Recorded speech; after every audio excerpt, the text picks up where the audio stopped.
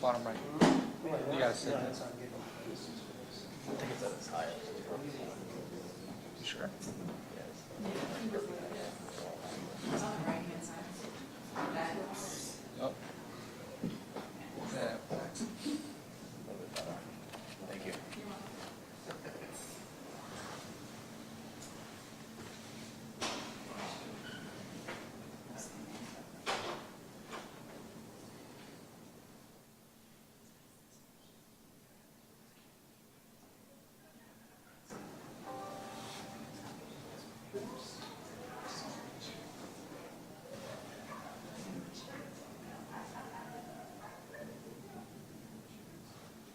They are one of the happiest juries I've ever seen. All rise.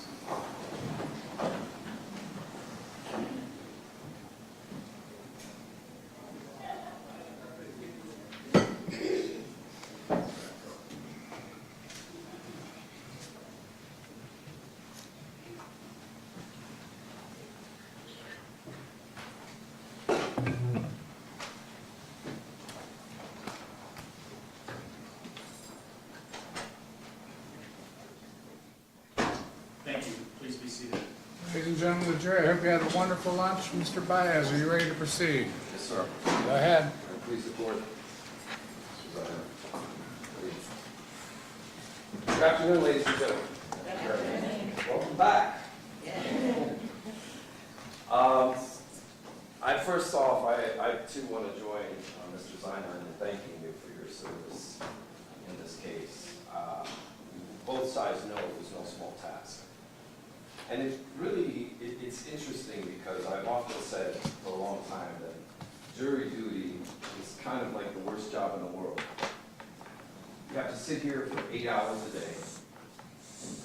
And sometimes when we go off and speak in secret behind your back, it's not really behind your back, you have to sit next to someone who you don't know. You're complete strangers, and the only thing you have in common, you can't talk about. So it's understandable the sacrifice that you guys have made. And, you know, justice is a lot like making sausage. Once you see it, you never want to eat it again. It's kind of like that. It's not a scripted event. And things don't always go smoothly, especially when two sides see things very differently. So for that reason, it's this part of our presentation is a little different, because I think there's going to be times during the case where you saw things come out and you weren't really sure what's the point in that, or what are they trying to show us? I don't get it. And as artfully as we think we are as lawyers, it just doesn't make sense. Sometimes we have to help you connect the dots and show you what it is that we're referring to, what certain pieces of evidence came in, and I plan on doing that this afternoon. Over one of the weekends, I was sitting here thinking, how do I want to explain some of the constitutional principles to you? And I sat here and I sat at home and I thought different ways. And it's unique because the world is not the same as it was a couple of years ago. I think we all agree with that. Things have changed. And we realize just how divided a nation we really are. How different we are. How different we see the world.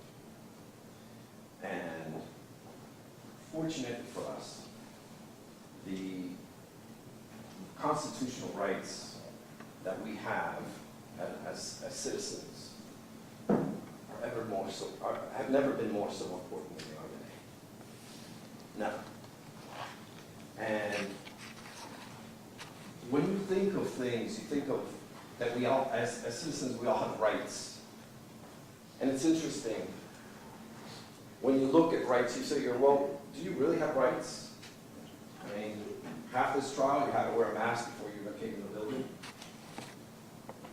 Some of us have had to get vaccinated. There's all different types of things that come into play. And you might say to yourself, well, there's the Bill of Rights. The Bill of Rights is where I get my rights from. But if you read the Bill of Rights as I do, they're not really rights at all. government can pass no law that tells you what kind of religion you should practice. You have the right against the government from having unreasonable search and seizures. You have the government cannot restrict your speech in certain circumstances. So they're not necessarily rights as much as they are to the government. Wait, you cannot do this. It is a restriction on the government more so than it is an individual right that we carry around with us every day. And that's where these concepts come from. Concepts of beyond reasonable doubt, concept on not having a burden when accused of a crime. But what makes it real and what brings it to life are you and you and you. This is the unique opportunity where you are serving to maintain those rights, to make sure that it's not just verbiage, that this is something real, for which we have all made sacrifices, and those who came before us made the ultimate sacrifices on the altar of freedom, where we're equally treated, all of us. And a citizen, whether you're rich, you're poor, you're white, you're black, Puerto Rican, what your sexual preference is, whatever it is, that we all be treated the same, and that we have equal protection under the law. I don't say these words lightly. I don't use them lightly, because in this scenario, where you have all put your lives on hold to ensure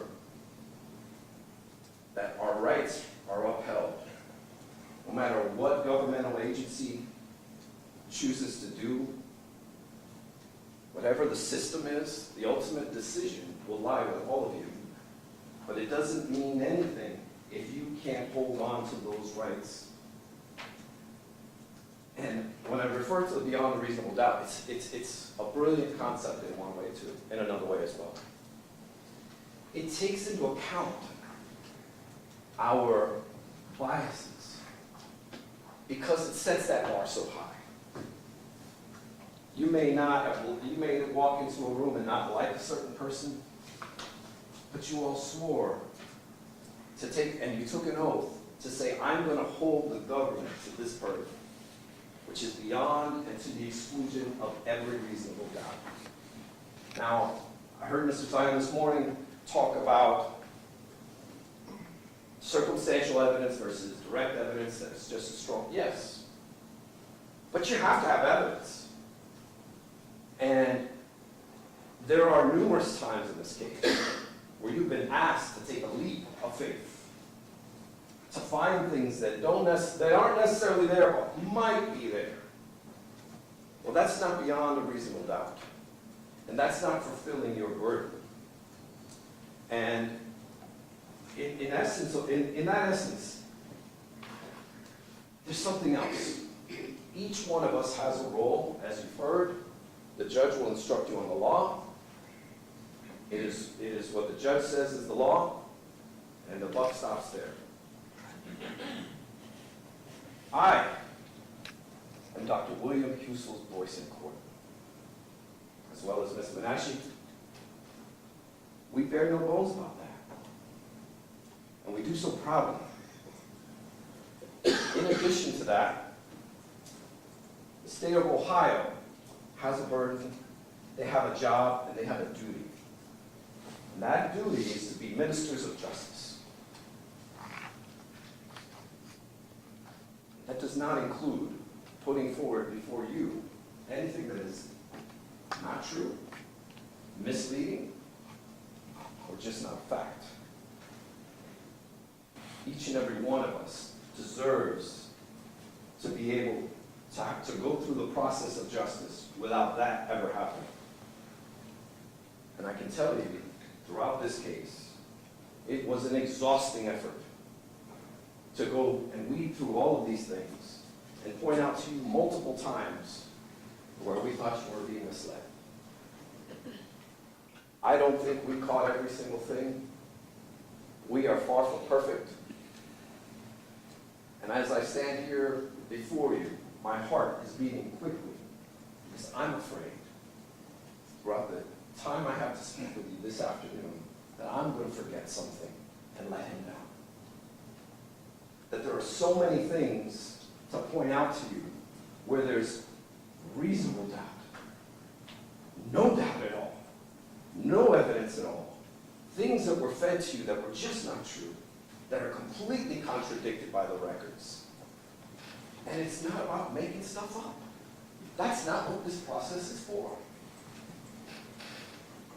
It's ever so important for you to hold on to these principles for the mere fact that it is one of the most important decisions you will make in your life.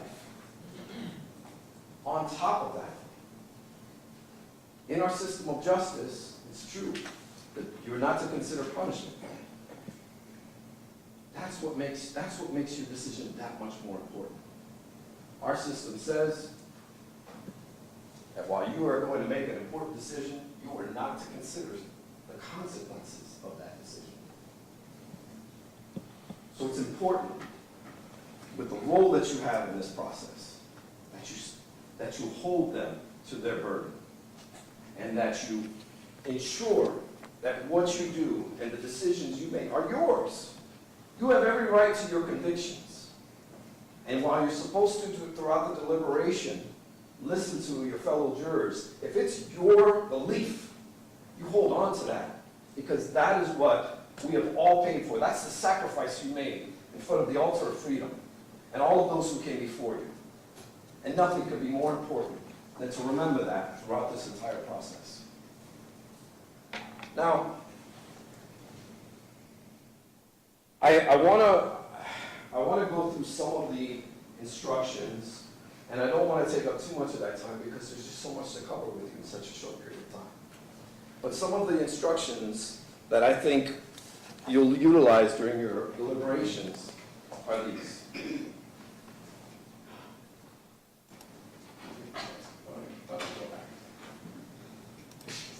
No, we went over Go back.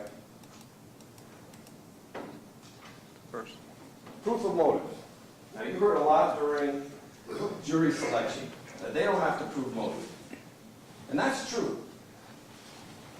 But there's a portion in the instructions that are important.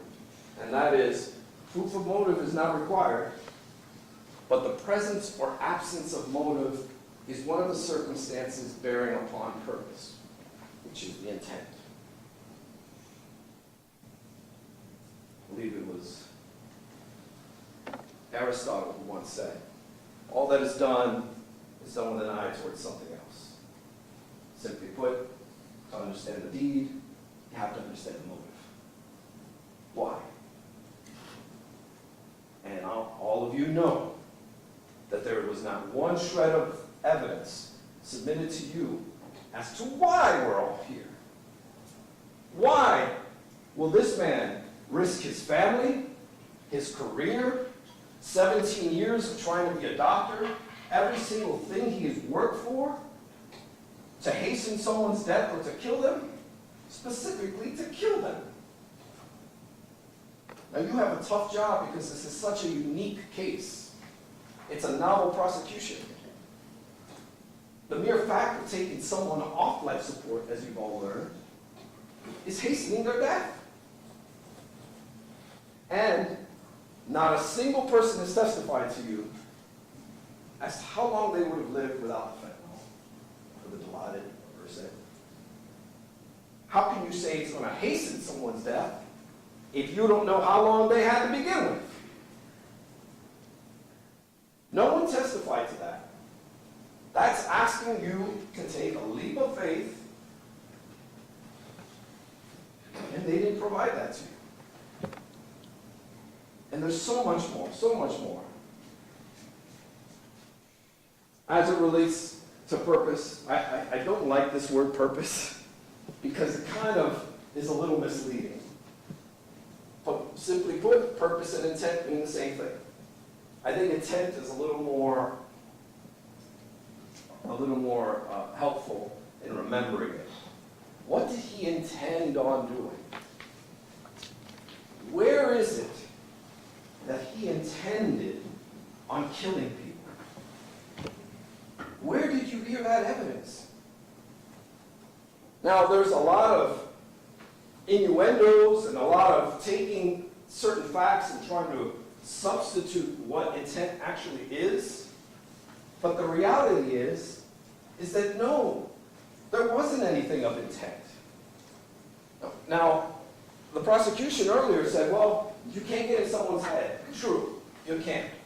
But there are lots of other things that you could look towards that would be very helpful in that regard. And he also said that's it's not something unless someone expresses it. And he did this with his hands. Well, we're going to get into that a little bit later, but I want you to remember that. And all of these records, every single thing here, a majority of all of this is all we have. And there's numerous reasons why that's all we have. And I'm going to get into that in a minute.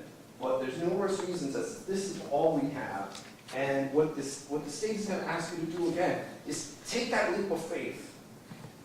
Go against common sense.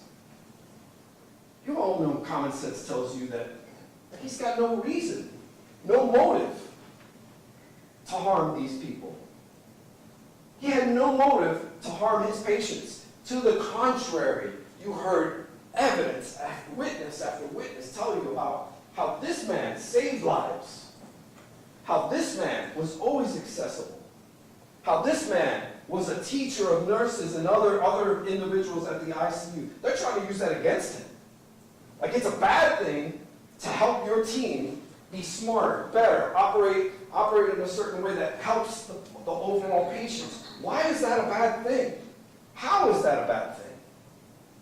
It's a bad thing if you want to prosecute someone for this. It's a bad thing in every other context of a prosecution, but not in the reality for which we live in.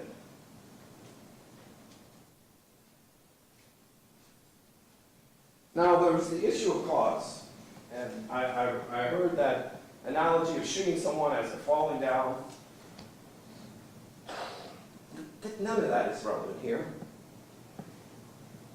But one part in the causation instruction says this. Cause is an essential element of the offense of murder. Cause is an act which in a natural and continuous sequence directly produces the death. But here's the kicker. And without which it would not have occurred. They didn't tell you how long these folks, or show you any evidence. In fact, every expert said, I can't tell you. So without the fentanyl or the doses, how long would they have lived? How did we hasten it? Without which would not have occurred? No. It was an amazing thing to watch Dr. Shriver get up here and tell you all that all of these patients could have lived. When in fact the state's own prior expert said nothing of the kind, said only 4 of them could potentially live. They're contradicting themselves. They can't even agree amongst themselves. So, what we did, without a burden, we called Dr. Zivit. One of his most memorable quotes to me is, the easiest pain to bear is someone else's. Nothing could be truer. I think that resonates with a lot of people, including doctors. And they wanted to argue to you that he was general in nature. But I think Dr. Zivit's testimony, I'm bringing him up first because he's the most recent. And I think it's important to just touch on this fact. Then I'm going to start at the beginning of this case and how it started. But yes, it's not our burden after 2 months of sitting here, day in and day out, and hearing how sick these folks were, how many times they died. They died. How many things William Husel did to save them. You had heard it plenty of times. I guess I could have had him here for 2 days like Dr. Schreiber and gone through each and everything. But I know, I'm watching you and knowing that you're paying attention to the multiple times that they've done that. And here's the kicker. We put him up there. He told you he reviewed all of the medical records, including the dose amounts, and he found that they died from their diseases. And then it was open season for them. They could have did like we did with each and every doctor and cross-examined him on each and every single patient as to where he was wrong in his opinions. But it went unchallenged. His opinion went unchallenged and not cross-examined on one single patient. Not on one. He told you that morphine and fentanyl are two different drugs. Two different things. And this was important for you to know because there's been tons of evidence, misleading evidence, that's been submitted to you that it's equal to fentanyl. No, they're two different drugs. You heard Dr. Zivit tell you cannot give high doses of morphine. It's a natural opioid. Fentanyl is a synthetic one which was created to give higher doses. The only reason you would do the comparison is to determine if someone's naive, their tolerance levels. And isn't it interesting that in 3 hours this morning, not one mention was made of any of the tolerance of these patients. They're all through these records. Both their home medications and the medications they received at the hospital, they're there. It's a critical part of this case. But that's not shared with you. That's not pointed out to you. And the fact that morphine is different than fentanyl went unchallenged. And then he explained the differences between an internal medicine doctor and an anesthesiologist. Where and how you are trained is a significant fact.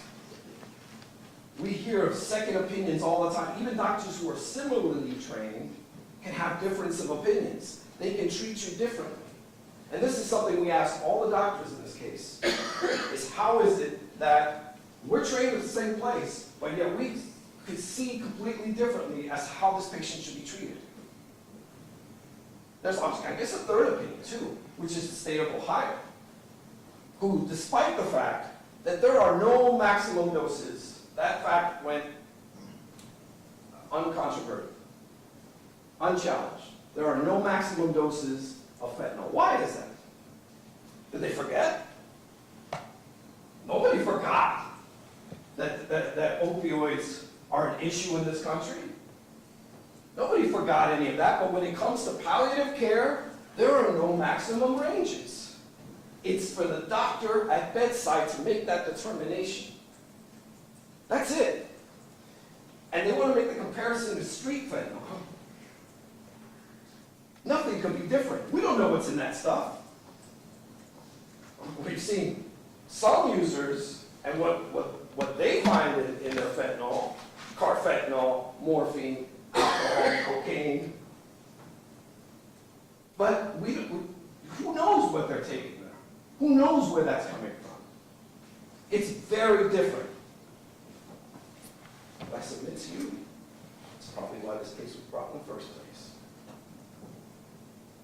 Everybody knows the negative connotation, especially here. Especially here. Everybody probably has someone close to them or knows someone who has someone close to them who's passed. And it's not pretty. But it's easy to drop that F-bomb, fentanyl, and make that argument when you don't have evidence. Make that argument. Yeah, they challenged him on bachelor degree. He went to Canada. There's no direct correlation between what doctor lies about having a bachelor's degree. How ridiculous is that? That's what they impeached him on. Rather than helping you with the patients, they're rather talking about bachelor's degrees, lower degrees, and what was unique about Dr. Zivit, very unique, is that he trained at the same place as Dr. Husel. They didn't know each other at the Cleveland Clinic. He came much sooner. It was the director of the Cleveland Clinic who reached out to him and asked him to get involved. And the man did so. And he put his money where his mouth is. Dr. Schreiber made $7,000 before he even spoke with one patient.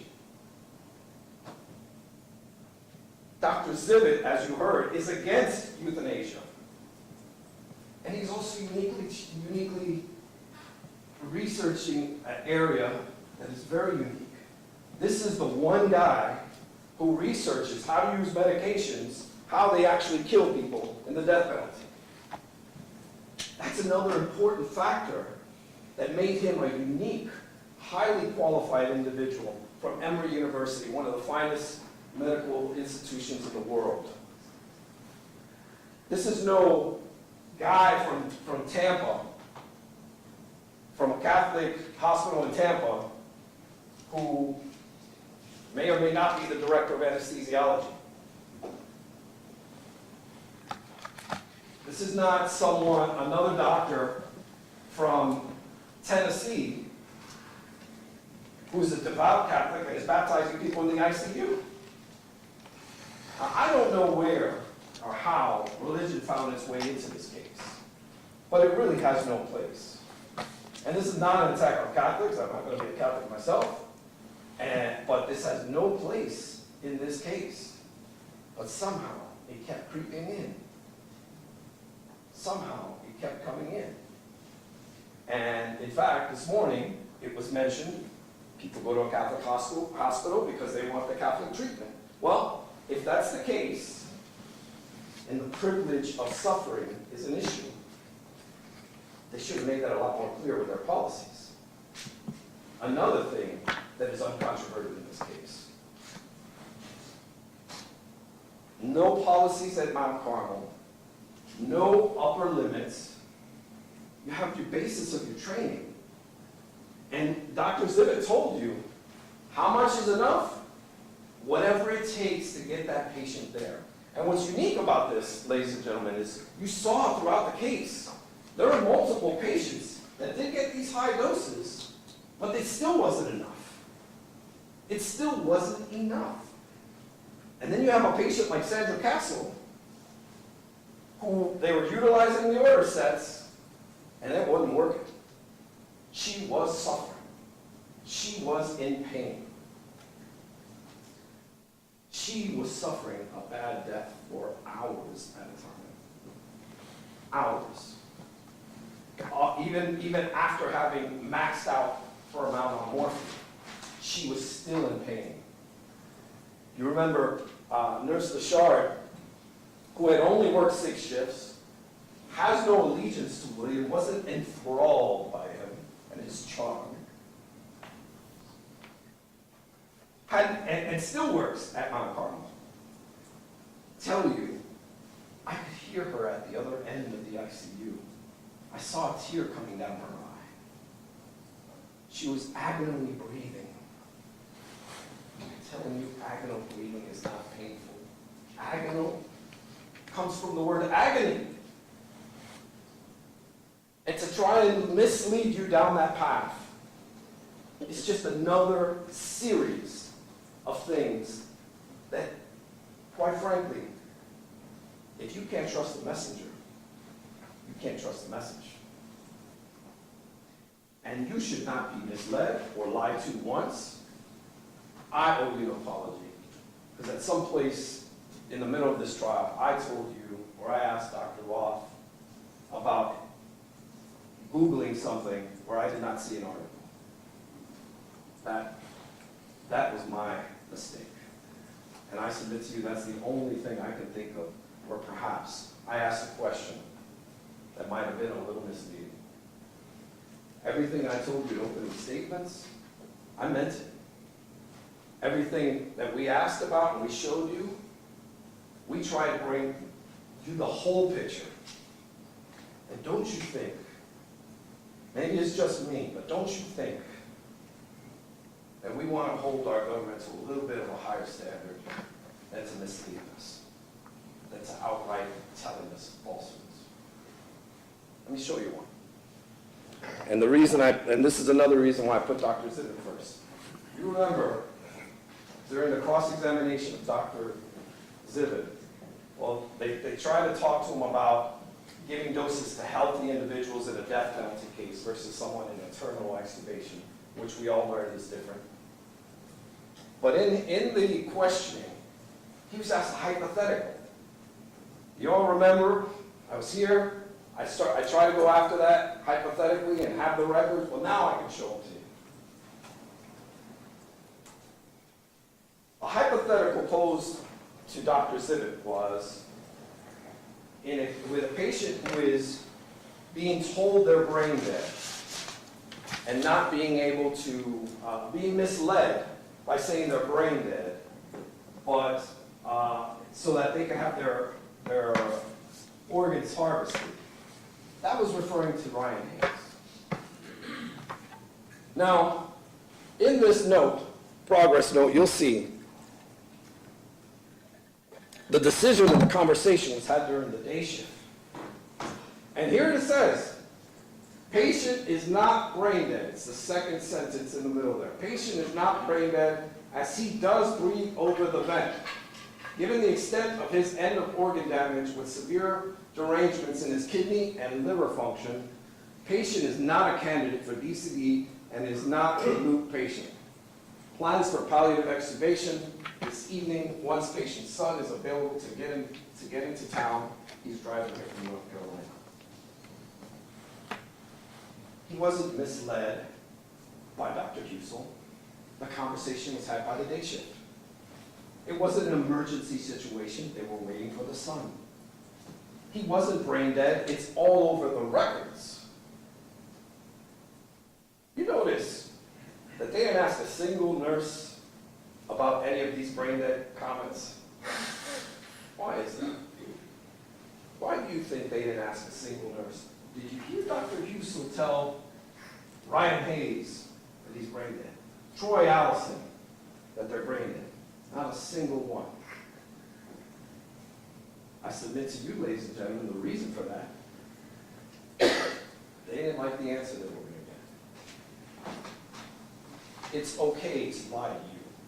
It's okay to mislead you. As long as we win this case. Objection, Your Honor. Sustained. Let's rephrase. It's okay to mislead you. Objection, Your Honor. Continue on with your comment. You have a case of 14 patients, but each and every one of these are important, life-changing decisions. Now, why are you being asked, or why is a question being posed this way to this witness? Only to mislead you. Not to get any fact that will help you in your deliberations. Will asking that question help you in any way, shape, or form? No. It's because there's 14, you're not going to remember the specifics of each and every one. Let's hope they mesh a little. It was an exhausting process to point this out to you folks. And one that we tried our best to do. Now, first off, it's interesting.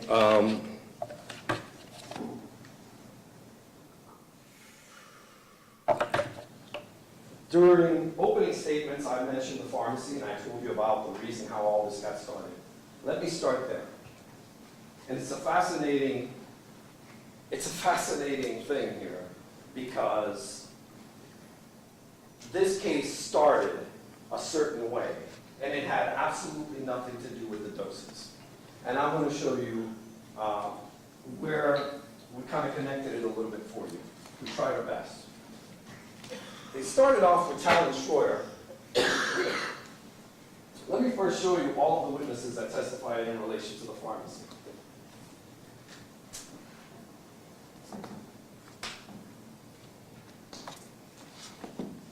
Now, I thought I might have mentioned where was the pharmacy of this, but I really don't recall. But I know this, I didn't make it a theme, but we kept hearing, "Where's pharmacy? Where's pharmacy?" Well, ladies and gentlemen, the gentleman doth protest too much. And just like that overreaction, I will tell you where the pharmacy was, because in fact, it's still a mystery where the pharmacy was. This gentleman was the director of the pharmacy, and he talked about how they lost their funding. Well, they were placed in immediate jeopardy for their funding, and he expressed the importance of controlling controlled substances. This was the manager of the ICU, Mr. Randy Miles, who basically talked about what happened once the voice report was entered into. Gregory Dresbach was, I guess, a mentor to Talon Schroyer. They're kind of like partners. They worked together at night, and you heard them both testify, and they were pretty much on the same page. But the issue that we have here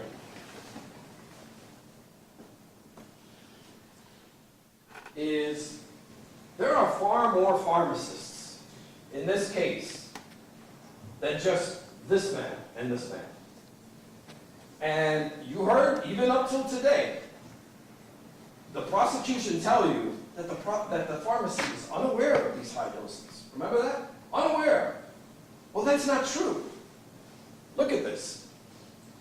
Joanne Balasari, the nurse, and the nurse is Trista Sauber, the pharmacist, Nathan Cockeyser.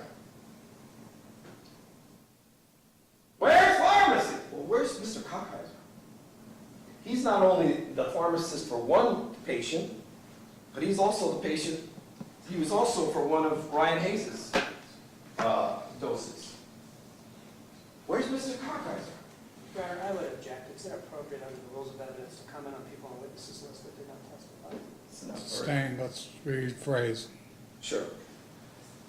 You also have other pharmacists that were there that are parts of these doses, folks. Multiple patients. These are multiple counts. But you know what it is? It's about throwing it all against the wall and seeing what sticks. Because all it takes is one. All it takes is one murder case, and that's it. But Mr. Schroyer was aware of these dose amounts, because if you see, Mr. Schroyer approved Bonnie Austin and also Brandy McDonald previously. Brandy McDonald and then Bonnie Austin. What is he talking about? That's not true. And the same with Mr. Dresbach. Dresbach was involved with Ryan Hayes.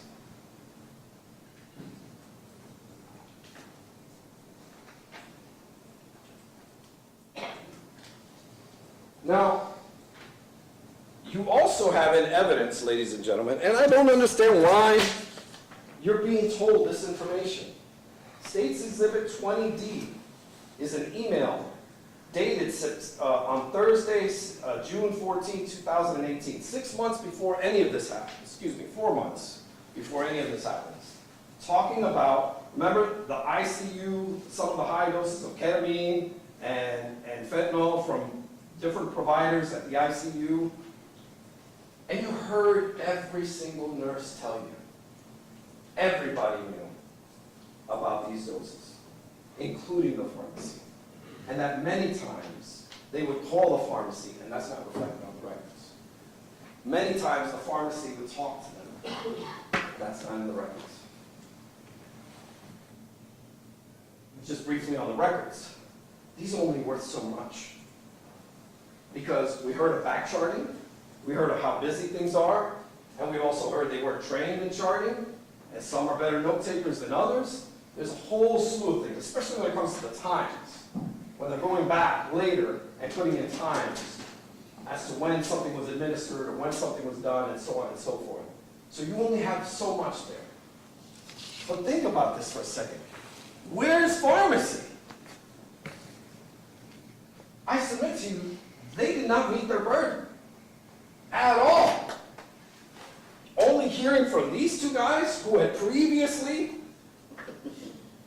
told you something?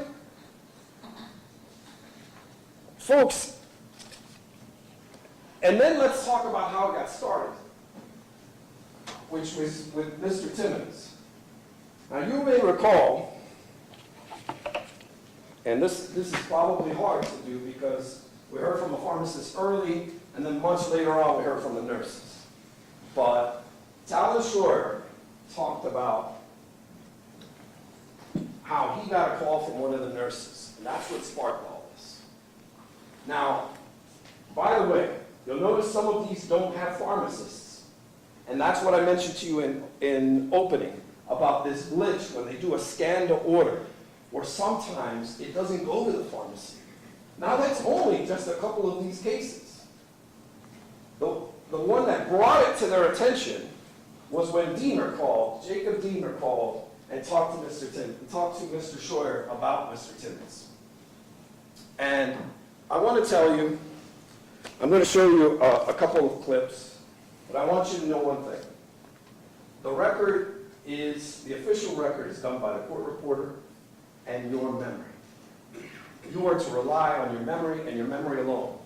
And this is just a demonstrative aid for you to help maybe remind you of some of the testimony that came out. Okay? So I show you this short clip based on that. Please keep that in mind. Do you recall the medication and the amount that he gave a verbal order for? The second time, Yes. it was 10 milligrams of Dilaudid and 10 milligrams of Versed. Once again, I didn't pull those medications. Earl came back with a lot of medications. He had those medications, but he also had Ativan as well. I don't know where that came in. I don't know. He must have talked with the doctor. While this was happening, and I can't remember if it was right before dose number 2 or right after dose number 2, I can't say, but I called the pharmacy. Called and spoke to pharmacist Talon Schroyer, and I told Talon Schroyer, we are doing a palliative extubation on a patient that has a really big opioid tolerance. He said, wait. He pulled up the MAR on his end. I pulled it up on my end. We could see every medication that was out of the Pyxis.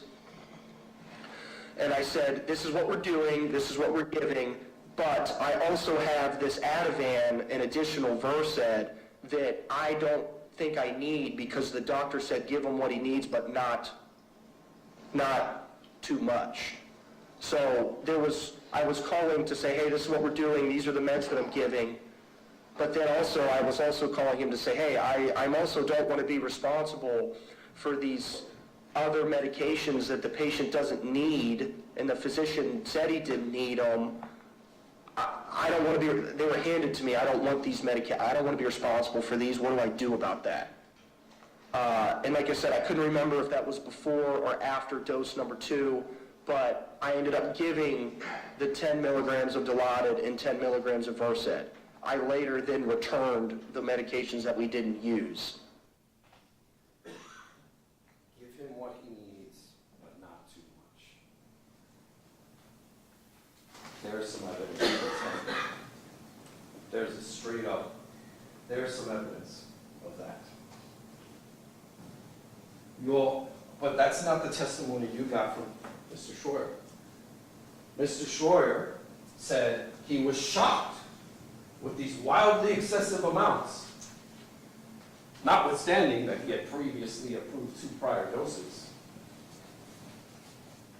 Same with Mr. Dresbach. That's a severe conflict of the evidence, and that's how this case got started.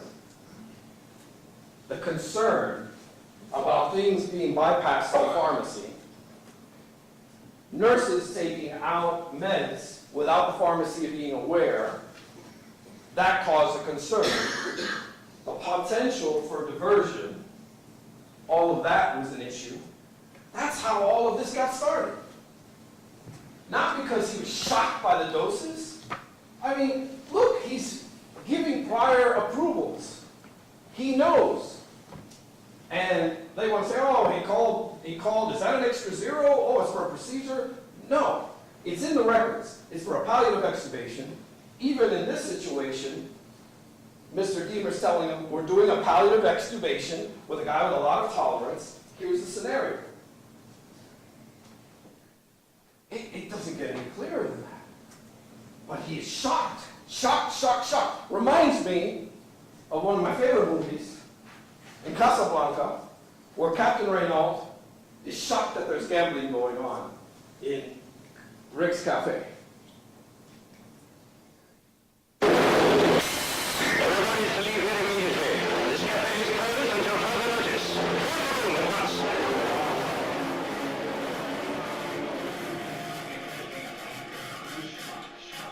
Gambling is going on in here. Your will, sir. Thank you very much. Everybody out of one. Shocked that these doses are here. Come on.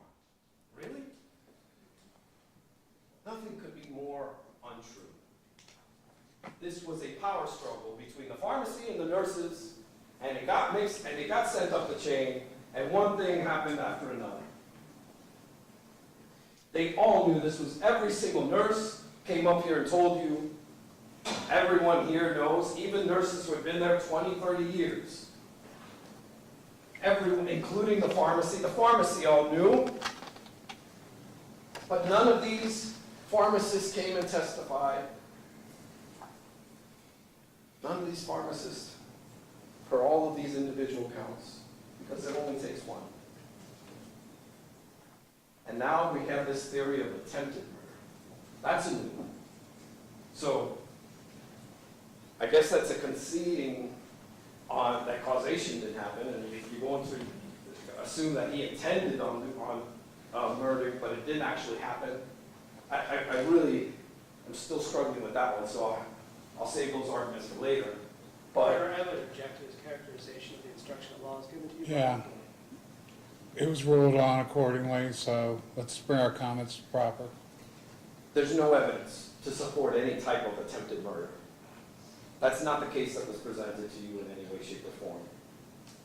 And you are the ultimate deciders of that fact. So, we have this Ware's Pharmacy, where there's emails, prior records, prior patients, all of this going on.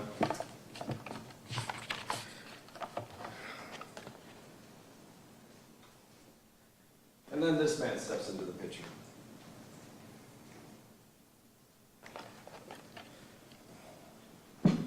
Now, what was really difficult is seeing this investigation, for lack of a better word, is that it was pathetic at best. Absolutely pathetic at best. You sat through this trial and now know more about palliative extubations than you ever want to know. But I assure you, you know 10 times more, and you know 10 times more than Detective Gillette does after investigating this case. How? How does this happen? And I bring this up for this fact. Let's start with how it all started. Mount Carmel went to the state attorney's office, but it was Mount Carmel who talked to the hospital witnesses first. The critical witnesses who were actually at the bedside were spoken to first by Mount Carmel. Not once, but twice. You'll never see that. The very first people that talk to critical witnesses in a homicide or attempted murder case are always going to be the police. Because it doesn't allow them time to get their story straight. It doesn't allow other people to influence what they're going to say. It's critical Then, the police talk to them. With no medical records. Can you think of anything more absurd than the fact that they never spoke to a single witness with medical records? That's unacceptable. And I'm going to tell you why. Aside from investigating crimes to find if there's a bad guy, their job is to follow the evidence. By his own words, you agree with me. You follow the evidence. And that includes evidence of innocence. Evidence that's forever lost. Forever lost. Because this man did not do his job properly. And his team, the cold case squad. Then, Mount Carmel talks to the families. You heard a wide range of testimony as it related to these family members. But the very first people to talk to him was Mount Carmel. How is that possible? The people who were there, how is that possible that they speak to them second? No, third, because upon actually speaking to them, a majority of them got lawyers and filed lawsuits. Well, everyone in this case filed lawsuits. And then, after that, after two different people had spoken to them first, then the police speak to them. Some of them at their lawyer's office, who now has an interest in the case. These personal injury lawyers aren't doing this for free. And these cases are still pending. And common sense tells you a conviction in this case goes a long way to ultimately settling a case, a civil case, a wrongful death case. And I submit to you that really that's where this case belongs. Because you don't have any evidence of intent to kill in either a murder or an attempted murder case. Zero in here. 0 witnesses got up on that stand and told you, Dr. Husel told me A, B, C, and D. None of that happened. And that's what I was telling you at the very beginning, folks. That's where these principles come from, beyond a reasonable doubt. That's why you have to hold on to them. They're ever so precious. You would think, this is impossible. He's here, he has to have done something, okay. No. Once you see all of the evidence unfold, you'll see that every day, across our system of justice, for one reason or another, we sometimes get it wrong. And it's a hard thing to admit you're wrong. And you have to fight it all the way to the very end. So, what are some of the pieces of evidence that this gentleman missed? Well, he doesn't even know what vasopressors are. Okay? The nurses told him the vasopressors could have potentially killed him. Well, okay, then I asked him, did you research it? No. Do you know what it is? No. Did you tell anyone what it is? No. Did you follow up with anyone about what it is? No. What did he do with it? Well, I wrote it in this sheet of paper here. I don't know. I mean, what's the point of you being there if you're not going to do anything? You're a detective. Do some detecting. And he didn't do anything. Doesn't know what the doctrine of double effect is. He was told by the pharmacist, we consider the doctrine of double effect. Oh, really? Did you do anything with that information? No. Did you research it? No. Has no clue what it is. Didn't do anything with it.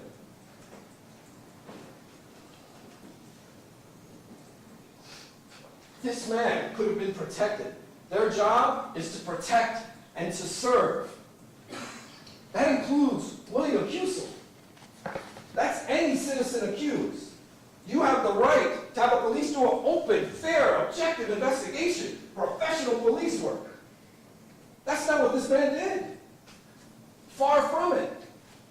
He had a whole team with him, and none of them did anything.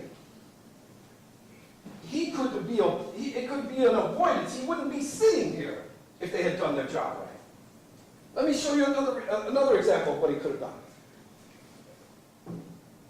In that class, you were taught that, and I want to make sure I get this right, every patient is different. Don't be afraid to give larger doses of medication.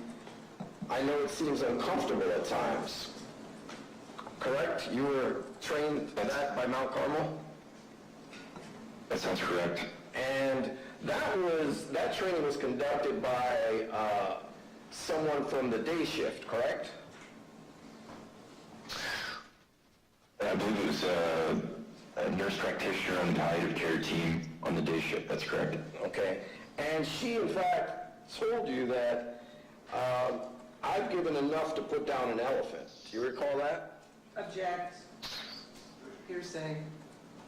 It's not being offered for the truth of the matter asserted, Judge.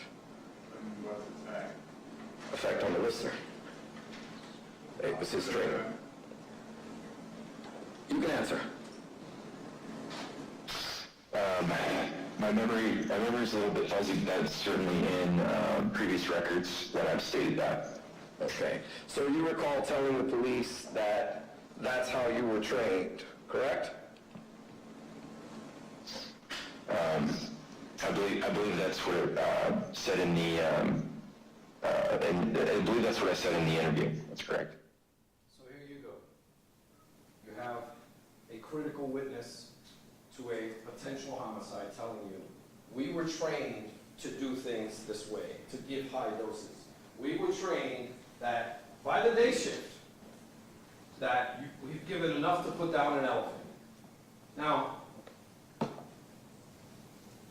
what could this detective have done? He could have gone and spoken to someone in the palliative care who actually did that training, could have gotten a PowerPoint. You would have been able to see exactly what was spoken about, what was trained. You would have been able to see what kind of other evidence is there. That witness could have gotten up here and taken a stand and said, you know what, yes, I have given enough to put down an elephant, because when you're doing a terminal extubation, the primary concern is the patient's care. It's individualized. It's based on the patient. For someone who's opioid naive, maybe, yeah, it might harm them. But in this situation, this is exactly what we train our nurses and our doctors to do. Wow. Wouldn't that have been good evidence to have? They could have protected William in that way. But because of his either direct incompetence or his direct ignoring of it, he chose not to address it. He was also told this.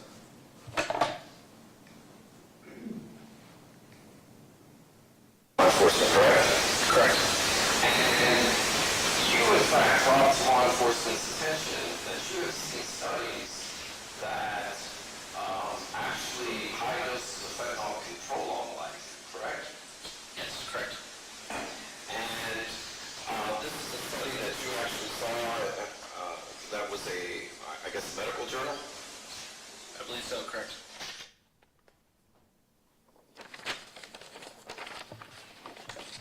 What could he have done with that information? He could have brought it to someone's attention. They could have researched that. They could have pulled that article. They could have made the determination not to prosecute this case.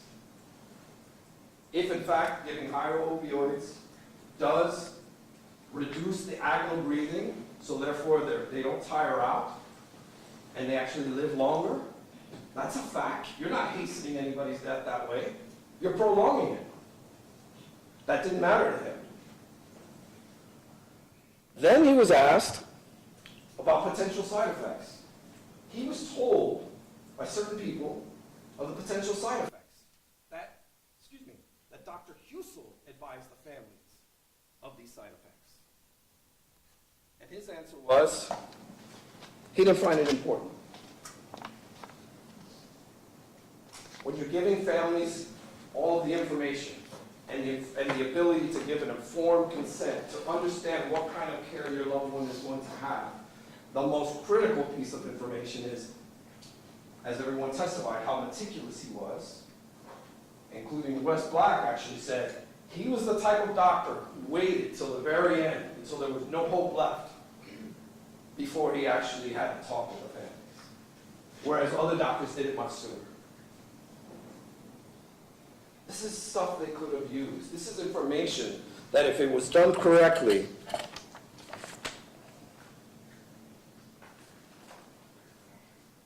we not only have more information, but we might not even be here. But that is all lost forever. Now, remember when I told you there was points that I don't think came out very well, and you might not have understood why we were doing what we were doing. This one has to do with the nurses' stations and the computers attached to the nursing stations. Mr. Schultz, the patients, chest when we become sick, and they're unable to breathe, basically. Would an alarm go off on the ventilator? Yes. Okay. And that's also something the nurse looks for, correct? Correct. Okay. And so when a patient's on the ventilator, the nurse doesn't, you don't just let them be, you actually monitor what's going on, correct? You have to assess the situation and inform the doctor and get treatment for it, yeah. Okay. And in addition to that, during the terminal extubation, after a patient gets medication, they're still monitored, right? Correct. We leave them on the monitor even during the withdrawal. So you just turn off the audio alarms inside the room, correct? Correct. There's a monitor in the room and outside the room in the nursing station, and we just basically shut off all the alarms so the family member is not aware of what's going on with the patient, and it's just a blank screen. Okay. And you took me to my next question. And basically, what a nurse does afterwards is they give the family privacy with their loved one, and they go to the nurse's station where they can monitor the patient's vital signs there, correct? Correct. And that's attached to a computer, you see it on the screen. Correct. And after you said you left the room after you administered the medication, how did you come to learn of Miss McDonald's death?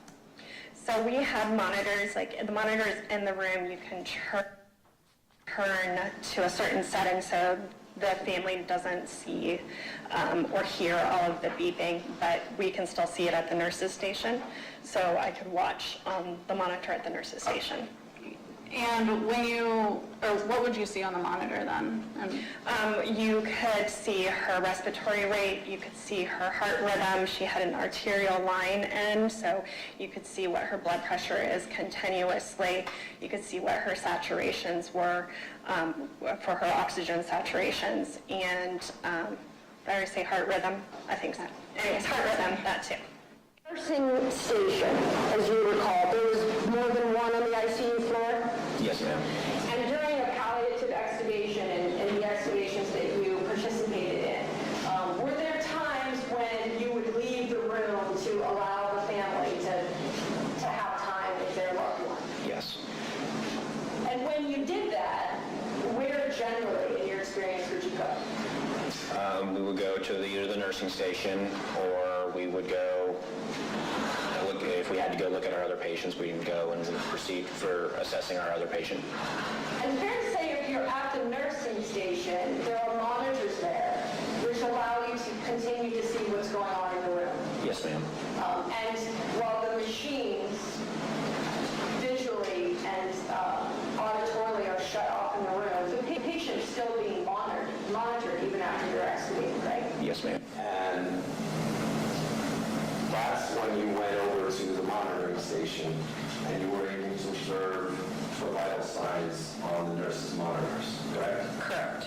And that's attached to a computer, and all of that is working at the same time that the family is spending their last moments with this test. Correct. And then after that, when you recognize that perhaps Ms. Castle had passed away, you went and got Dr. Husel. Correct. And when Dr. Husel came in the room, tell the ladies and gentlemen of the jury what his demeanor was like when he came back in the room to declare her dead. The same, like calm, kind, caring. Calm, kind, and caring. That's how this nurse, who barely knew him, described him. Now, why were we asking about these computers? Because they're computers. And just like every other piece of forensic evidence, we would be able to know much more specifics. When did they stop breathing? Did they have respiratory depression? When did their heart stop? They didn't confiscate these computers. They didn't do any research on that. They didn't go in and remember when I asked the detective, hey, did you go to the ICU and ask them, walk me through a terminal extubation. What happens first? And where do you go then? And what do you do next? You would think that that's what they would ask to not only understand it better, but to see what potential evidence is there. What potential evidence could be used? William Husel sits here now because they didn't do that. Evidence that's lost forever. Evidence that really doesn't take a rocket scientist to be able to make that determination, especially for police who constantly, we live in a digital age, folks, you all know that. Everything electronic is there for us. How much better would that evidence have been rather than some backtracking? How much stronger would that have weighed when you make this decision of how important it is before looking at someone's notes? It would have been there for you in black and white. And I'll tell you this, they have that burden. It was their responsibility, and they did not deliver that to you. Not every citizen accused has the opportunity. In fact, no citizen accused has the opportunity to dictate that investigation, to guide the police to their innocence. You expect, hope, and pray that they're going to do a competent job. But this was far from it. Far from it. This is not something you would expect or want for your neighbor, your loved one, for someone who stands accused, for someone who saved lives for a living, who did so much for this community. Then we have some of the doctors.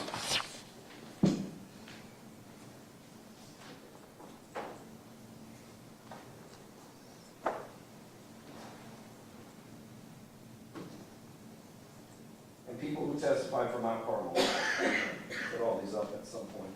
But I want to focus in on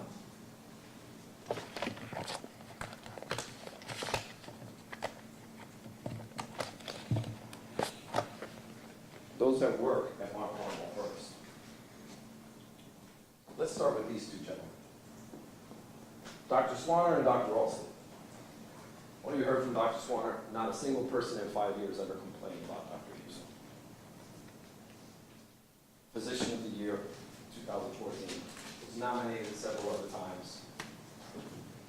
In addition to that, you have Dr. Alston. Now, you may remember. You remember when the judge instructed you about admissions by party opponent. And he explained to you how, under the rules of evidence, the state can bring out things that Dr. Husel said. Not the defense. So, you heard not a single one, with the exception of one nurse, them ask any of these nurses about what Dr. William Husel said to any of these patients. You didn't hear it. I would object. Ladies and gentlemen, you are the determinations of what the evidence is in this case. This is argument. It's to aid and assist you, but you can give it whatever value you deem appropriate. You are the true finders of fact. Let's move on. In addition to that, this is the first case you're ever going to hear of. You know he was confronted, but you didn't hear a word about what he said. Okay. Bring it back. Sure. That's a decision that they made. Your Honor, Okay.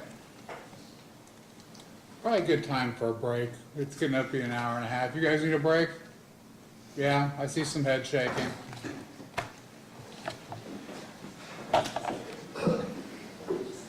All rise. Remember the admonitions? 10 minutes enough? 15? 15 it is. 15 minutes, we'll get started back at 25 till.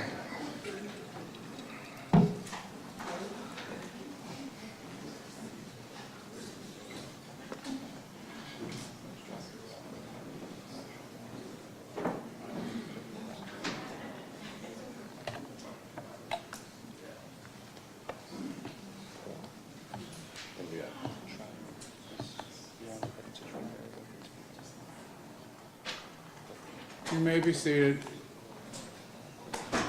Mr. Zion, objection? Judge, it is bananas that he's up there arguing that somehow the state of Ohio and the police can keep a defendant from either making a statement to the police if they choose, and/or, more particularly in this courtroom, keeping them from testifying if they want.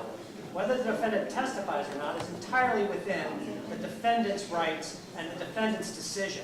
I, of course, cannot comment on that, as it would infringe upon his right not to testify. But then to argue that somehow he doesn't have that right, Your Honor, is completely inappropriate. Completely inappropriate. It's the first case I've ever heard a defense attorney argue that, to be sure. Thank you.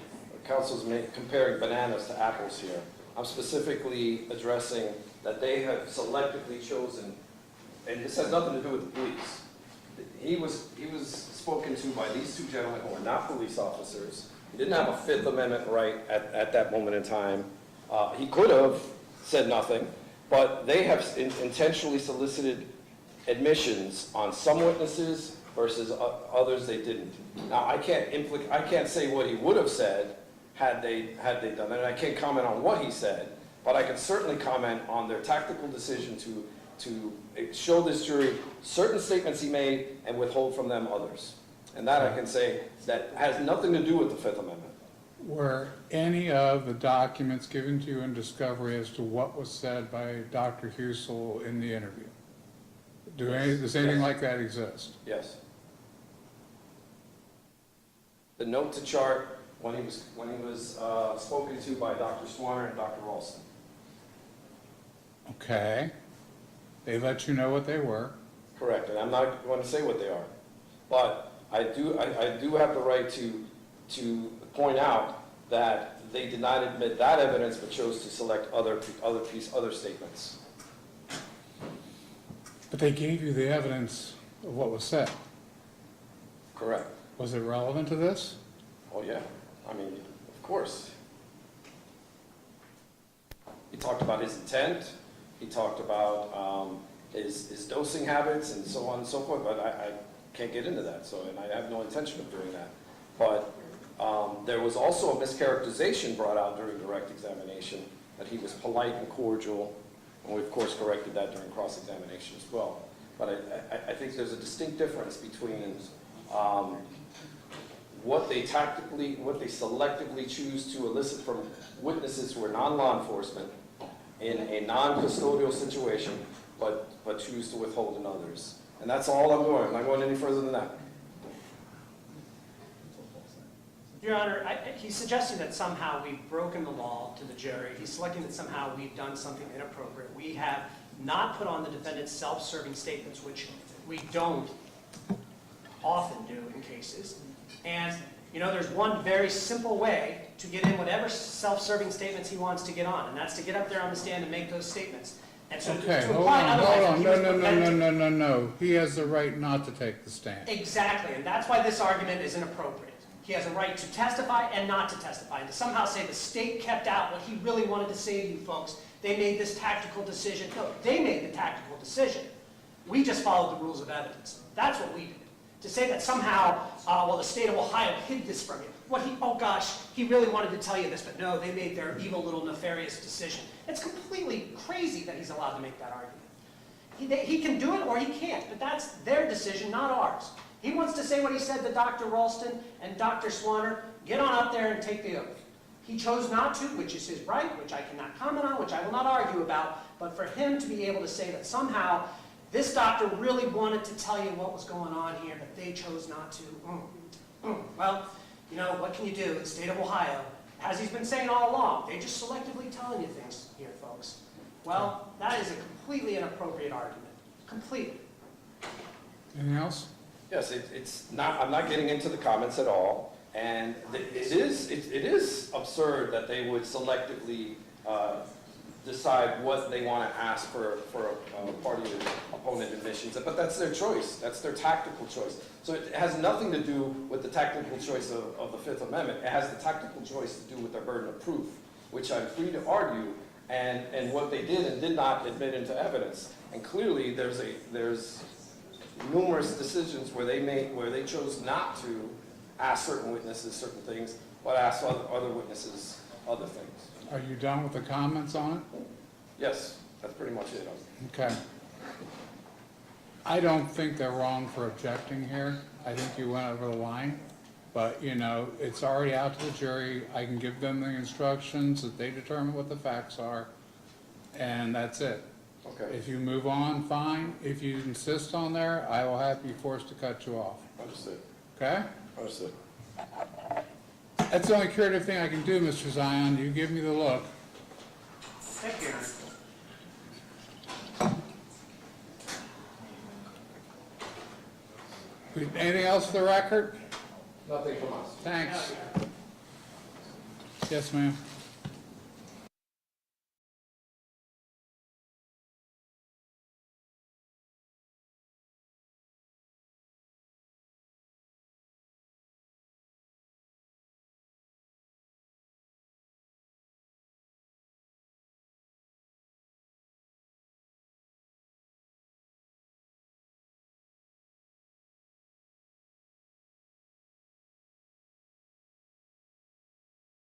Cover it here in a minute. Any objection to, instead of her typing what was on the thing because the volume was so bad, just to submit the Absolutely, tapes? more than happy. We can make it as a court's exhibit. Because, I mean, it was a little rough. You were in Costa. Yeah, I was struggling through it myself. Okay.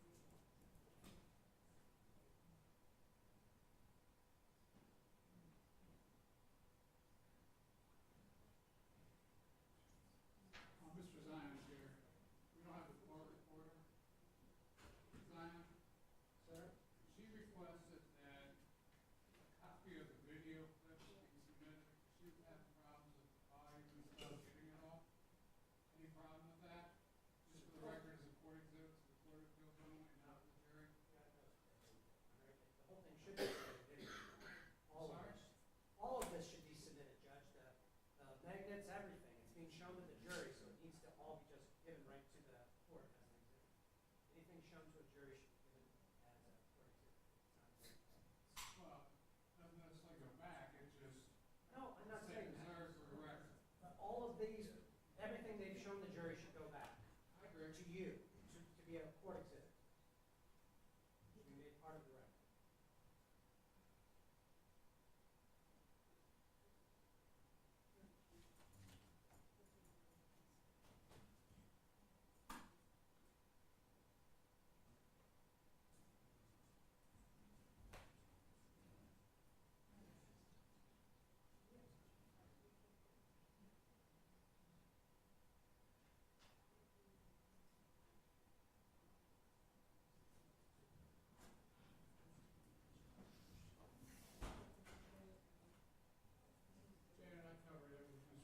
Oh, okay, great, thank you.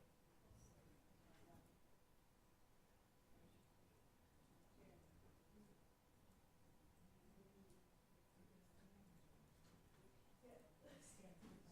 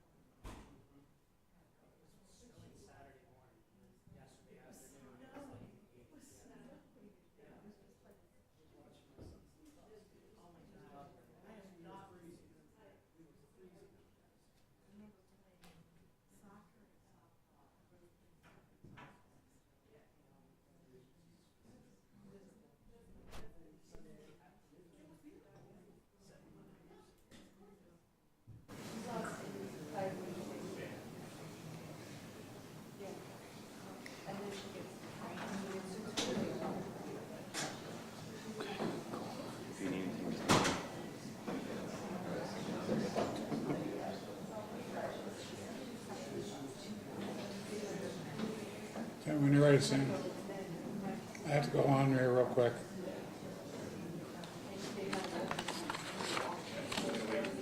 Yeah, hold on, just give me a minute. Well, you can go ahead and line them up, this won't take long. Okay, let's go on the record.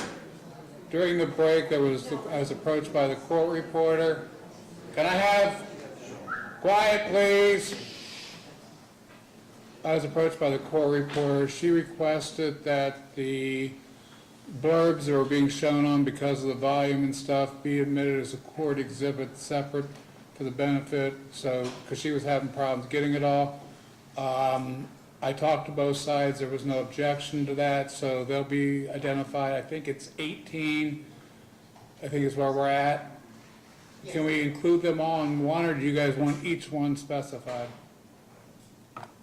Just put it on a thumb drive or something, I guess, I don't know, just. This is 18? Yeah, the whole thing needs to go, be made part of the record, every slide, everything. If they can't print it out, just the whole thing needs to be on some sort of format that can be played with. We'll Well, see to they're it. going to ask for yours to be put on the record too, since I've it was already given shown. that to you, Judge, I gave it to you this morning and asked that it be made part of it. Okay. Any objection? None. Okay. Second issue, timing-wise, okay? I figure you're halfway through your thing, Mr. Baez. I figure you're going to be a while. I don't want to be up trying to give a charge at 6 o'clock. So we're going to have to figure it out. I think if we go till 5, no matter who's up, I'm not trying to create a filibuster or anything, but, you know, I'm just trying to logistically do this for the sake of the jury. This is a long, complicated argument on both sides. So let's keep that in mind as we go. I figure you're about halfway. Pretty much. So, you know, I'm guessing you got at least another hour and a half, if not two. Hopefully just an hour, hour and a half. Well, it's the old trial judge thing, we multiply the number by two, the trial lawyer gives us, so. Understood. We will make the salary, but I just want everybody to perceive it. I don't want an advantage of Mr. Zion coming back tomorrow morning either. So we'll just have to adjust. I do the charge tomorrow morning. I don't think that causes any problems. It gives the jury a fresh start because the law is important. Not that you guys' arguments aren't, but it's something separate that they can read along with me, and I figure if we have to, we can go tomorrow morning with it. Okay, if there's no objections, let's bring them in.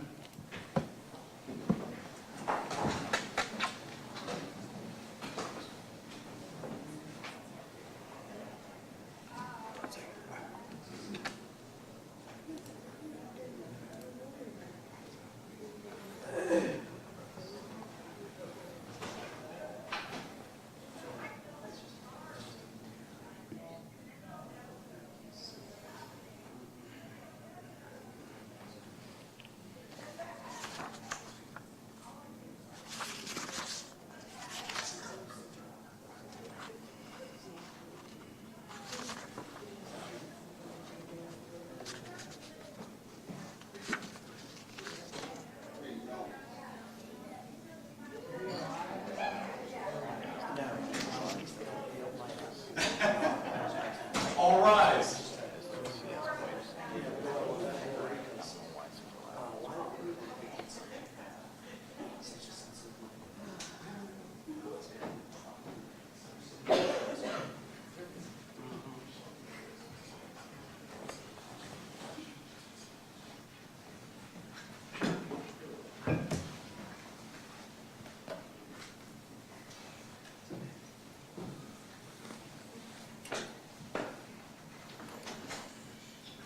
Thank you. Please be seated. I hope you had a wonderful break, ladies and gentlemen. Remember, this is just the arguments of counsel, okay? You guys determine what the facts are after you get the law. So with that, Mr. Baez. Thank you, Judge. Remember when I told you, I'm afraid I'm gonna forget something? I did. Tracy, Objection, Your Honor. Let's see where he goes with it. now, you heard from Detective Gillette that he became aware of Tracy Young about 4 months into the investigation. I also asked him, did you go back and talk to anyone about Tracy Young? And after getting her records? And he said no. This is another instance where someone's experience is critical to the investigation. And the fact that she received more fentanyl than anyone Okay. in this case. Sustained. Move Now- to strike, Your Honor. Ladies and gentlemen, you disregard the last comment. He told you that he became aware that she got more fentanyl than anyone in this case. I'll permit that. Let's, So, in light of that, a person's experience, and we learned throughout this case, that's how doctors learn, through their experience, through their education, through journals, and different things like that. To have all of that before you would have been critical. You may not even be here in that scenario. They want to argue certain doses or lethal doses. I submit to you, without giving you everything, the complete picture falls far from short of reaching their verdict. Now, we heard from, of course, Dr. Ralston, who is an internist, as well as Dr. Hagris, who's an internist, Gina Moody, who does pulmonary and critical care, and of course, Tom Brady. We also heard from the patient safety risk officer, Katie Barton, about the hospital's investigation and how they struggled to find the root cause. In fact, they kept it at a level 4. You remember there was a level 0 through 9. 9 being causing the death of a patient, and they had it at 4. And specifically, she was asked by the prosecutor,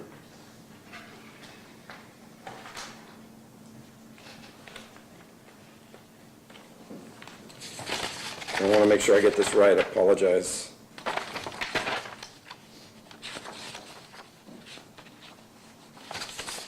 I had it here just a minute ago. There we go. You recall that it could change at any time. It could go back and change that number at any time for these patients, but they did not. And that they knew the medication reached the patient, but did not and could not determine the patient harm at that time. And then at the very conclusion of her testimony, when asked by the prosecutor, why does it stay at a 4? She responded, even after the root cause analysis, we were still struggling with the cause and effect. Now, at one point, during some of the questioning of other doctors, it was trying to allege that she's not a doctor. But you heard through her testimony that it was they had experts that dealt with the specialization that she questioned, and that she completed a complete investigation. There were multiple people on the team, including Dr. Roth. The hospital themselves are telling you that they are struggling with the cause and effect.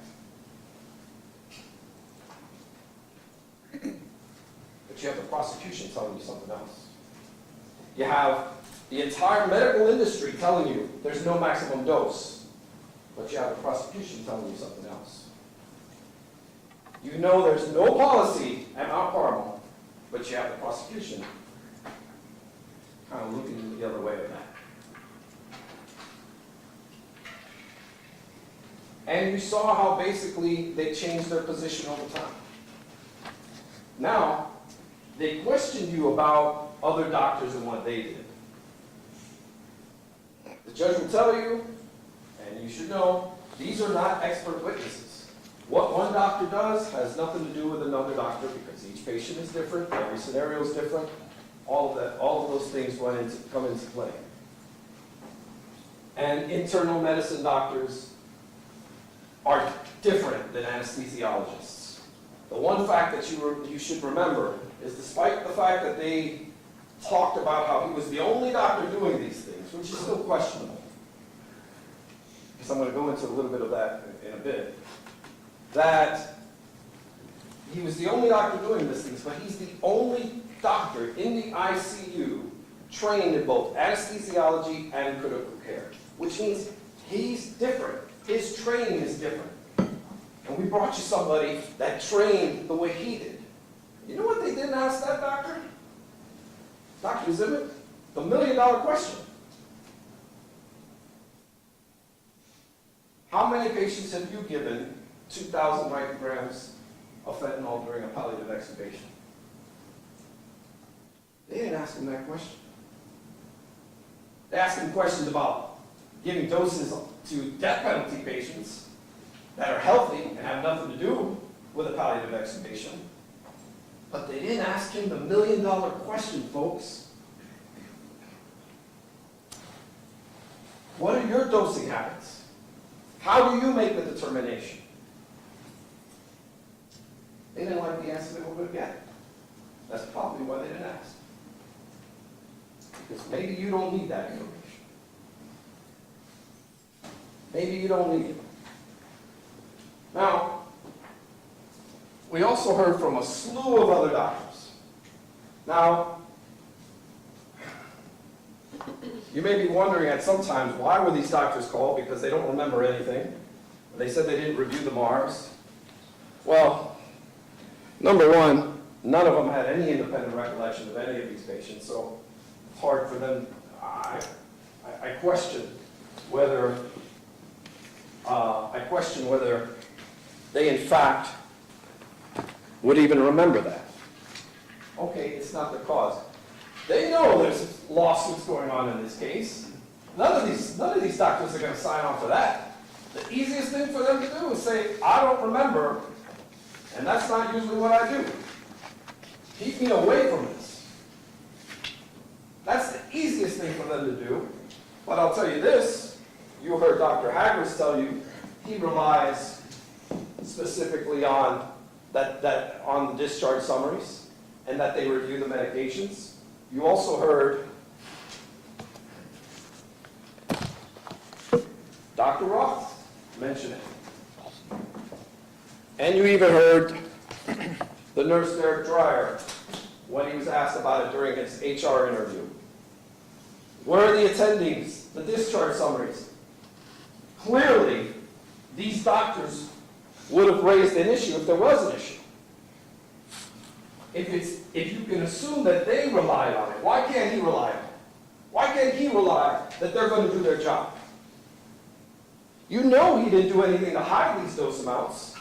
Not from the nurses, not from the pharmacists, not from anybody else that would have access to these records, which are, I presume, hundreds of doctors, including the patient safety officer.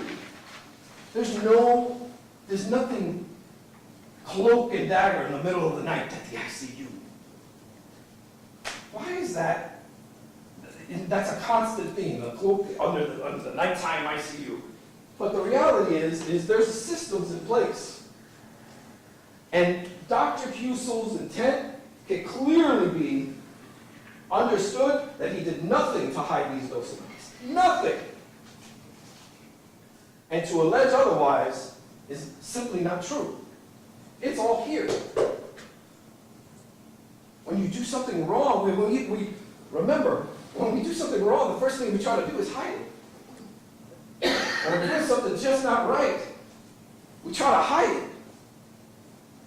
That tells you his intent right off the bat. He didn't make any money if these people died. He didn't have anything against Sandra Castle, Mr. Timmons, any of these patients. There's no evidence that they got into arguments. There's no evidence of any of this. They're asking you to take a huge leap of faith to turn this case into a criminal case. The dose amounts and the wrongful deaths, that will all be decided in another courtroom, in front of another jury. Sustained. Ladies and gentlemen, the civil case has nothing to do with this. This is the evidence in this case, and you are to interpret it. So you have all of these individuals, everyone knowing what's going on, and then we get to the experts.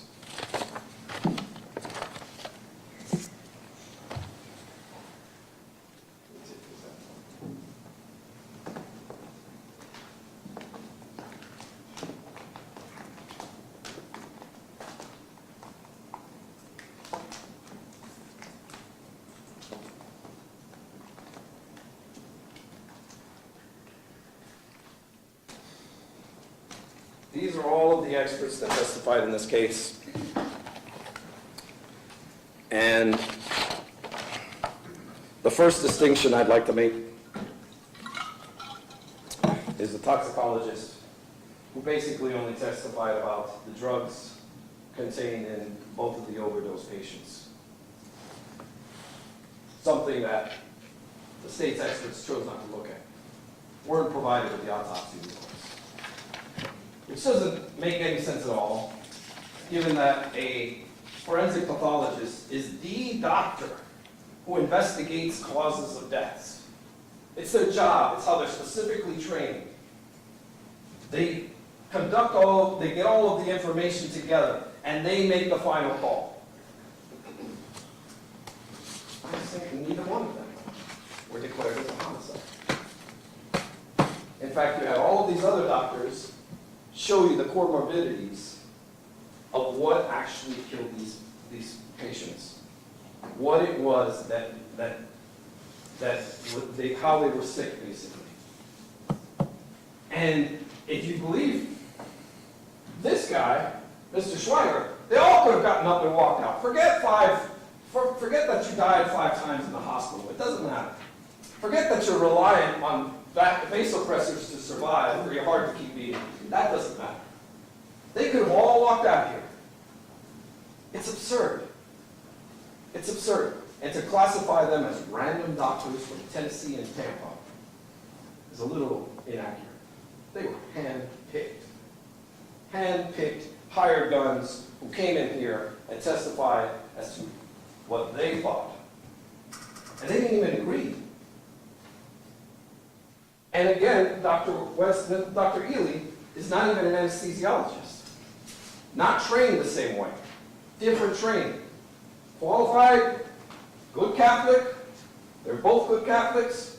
But what does that have to do with this case? Nothing. Nothing. Yes, they understand the privilege of suffering. Well, not everybody subscribes to that. Not everybody thinks it's a privilege to suffer. And if that's the doctor you want to go to, you have every right to go to that doctor. There's nothing against the law for that.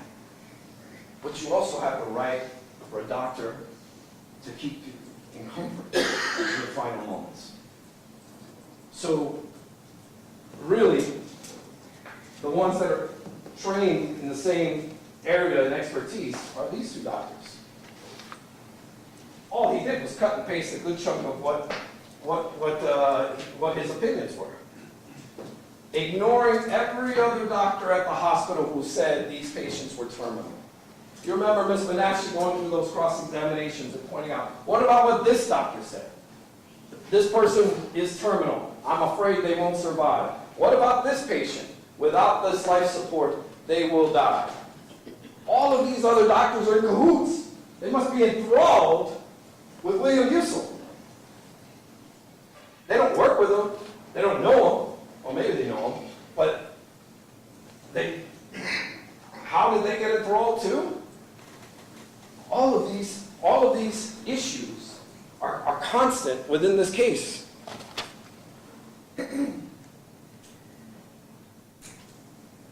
James Allen had respiratory failure, had cardiac arrest, his heart stopped. He was on 2 vasopressors. His blood pressure was sinking. He was in the ICU, left the ICU. This is something interesting. You heard a lot of testimony from the nurses talking about how William Husel was always available. Remember that. Well, there's an importance to that. It's not just, hey, he likes hanging out in the ICU, okay, it's all fun and then. No, it's being there for your patients. You may recall during the cross-examination of one of the nurses pointing out, Mr. Allen, we pointed out that when he left the ICU, his blood pressure started to go down. He started to crash. And he wasn't provided the proper care by Dr. Manjan until he arrested him. The nurse paged him 10 times. Remember something about that, about being paged 10 times, and then the doctor finally called back, and then he hung up on her? That's not being available. But yet, he sits here. Beverly Scherzinger, she's the one that had a liver biopsy, normal liver biopsy, but she bled out. What did Dr. Manjan do? Mr. Not available? When they finally got him, he gave her salt water. And said, oh, it's probably from the pharmacology. You saw that in some of the records. She crashed. Who was there to save her life? William Husel. He saved her life. Right? We would kill her later. 14 life-saving measures William Husel utilized to try and save Beverly Scherzinger's life. CPR, he intubated her, gave her a central line, an arterial line, maxed her out on three vasopressors. Even Dr. Schreier will tell you, every single witness who took the stand told you how fast the vasopressors end. 30 seconds to a minute and a half. He took it a step further, and he talked about if you're dependent on the ventilator, you're going to die in 4 minutes. Each and every one of these patients were dependent on the ventilator. Michael Phelps, last time I checked, is not amongst them, who could survive holding their breath for over 4 minutes. They couldn't breathe. They needed machines to keep them alive. Their heart wouldn't beat, so they relied on these vasopressors to keep them alive. And the second those things are turned off, that's your cause of death.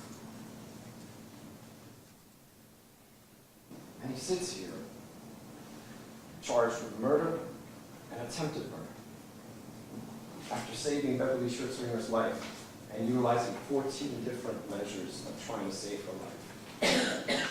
All of them done within an hour of executing her. That's a fact. Those facts were never presented to you during the state's case in chief. All brought out during cross-examination. Every one of them. Rebecca Walls, she went in to get for the stent for her heart surgery, had to bleed. Again, you see the doctrine of double effect coming out multiple times in this case, and how it relates to certain patients. Miss Walls didn't want to bleed out and die, but she needed that surgery. There were risks. There are risks every time a doctor touches you. Lots of risks. They're not miracle workers. But after 14 different attempts to try and save Miss Schurzringer's life, William Husel could do no more. Bonnie Austin, getting CPR, punctured her ribs broken, punctured one of her lungs. That caused her to die. But she had 5 cardiac arrests. 5. 5 times she died at Mount Carmel. Dr. Schweiger says she could have lived. Walked out of there. Ryan Hayes.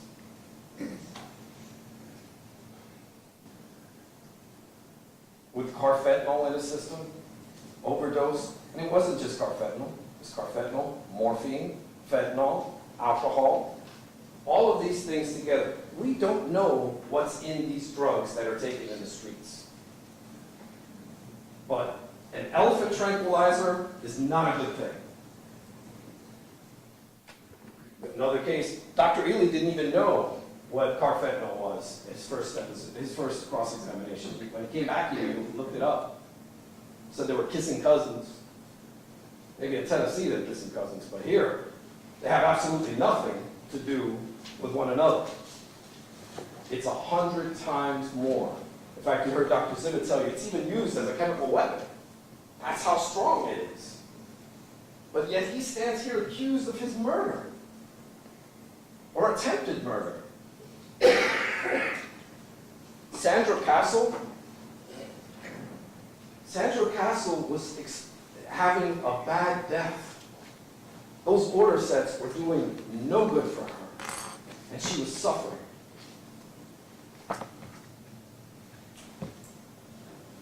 She also had 6,000 micrograms of fentanyl in her hospital stay.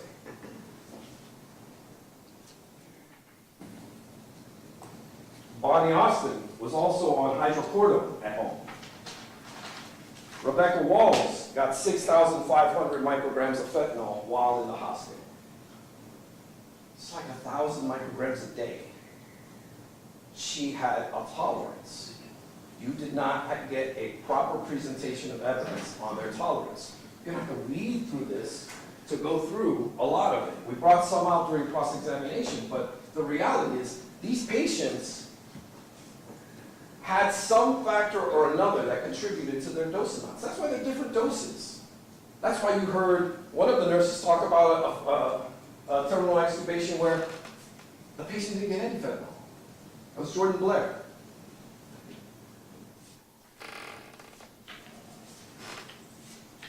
Troy Allison had 4 heart attacks.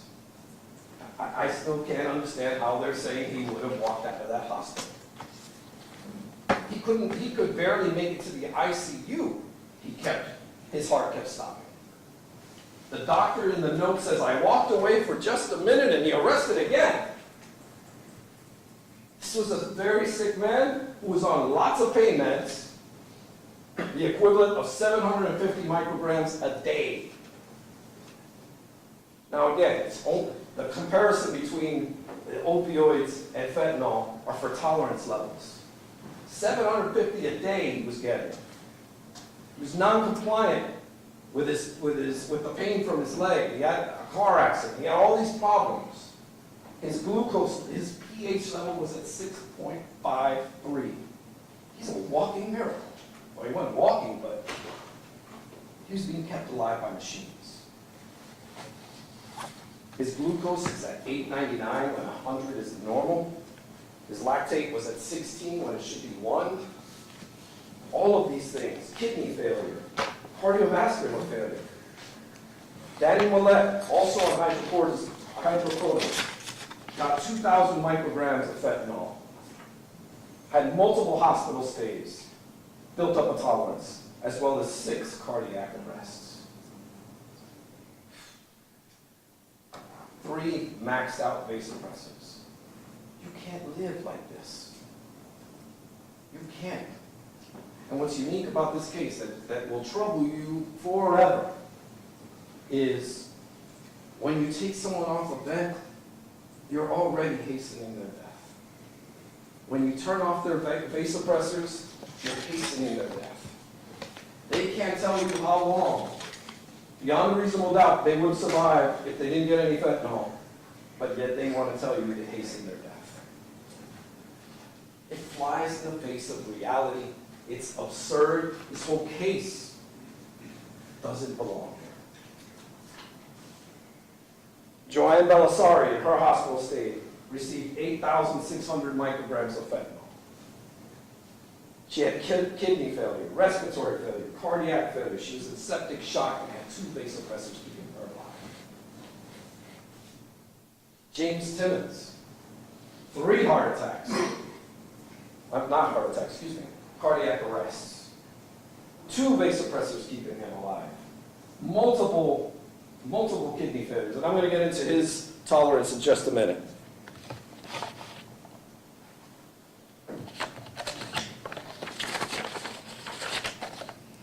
Now I want to talk to you about probably the most critical witnesses in this case. Go ahead and put them up.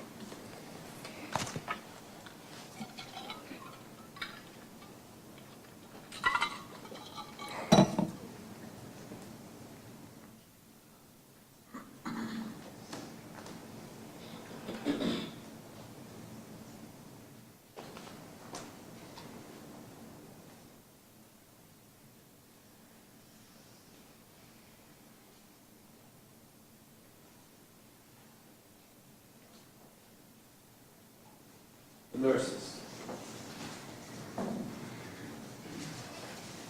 The nurses are by far the most important witnesses in this case, and they can hide from them all they want, and they could not ask or give you the complete picture.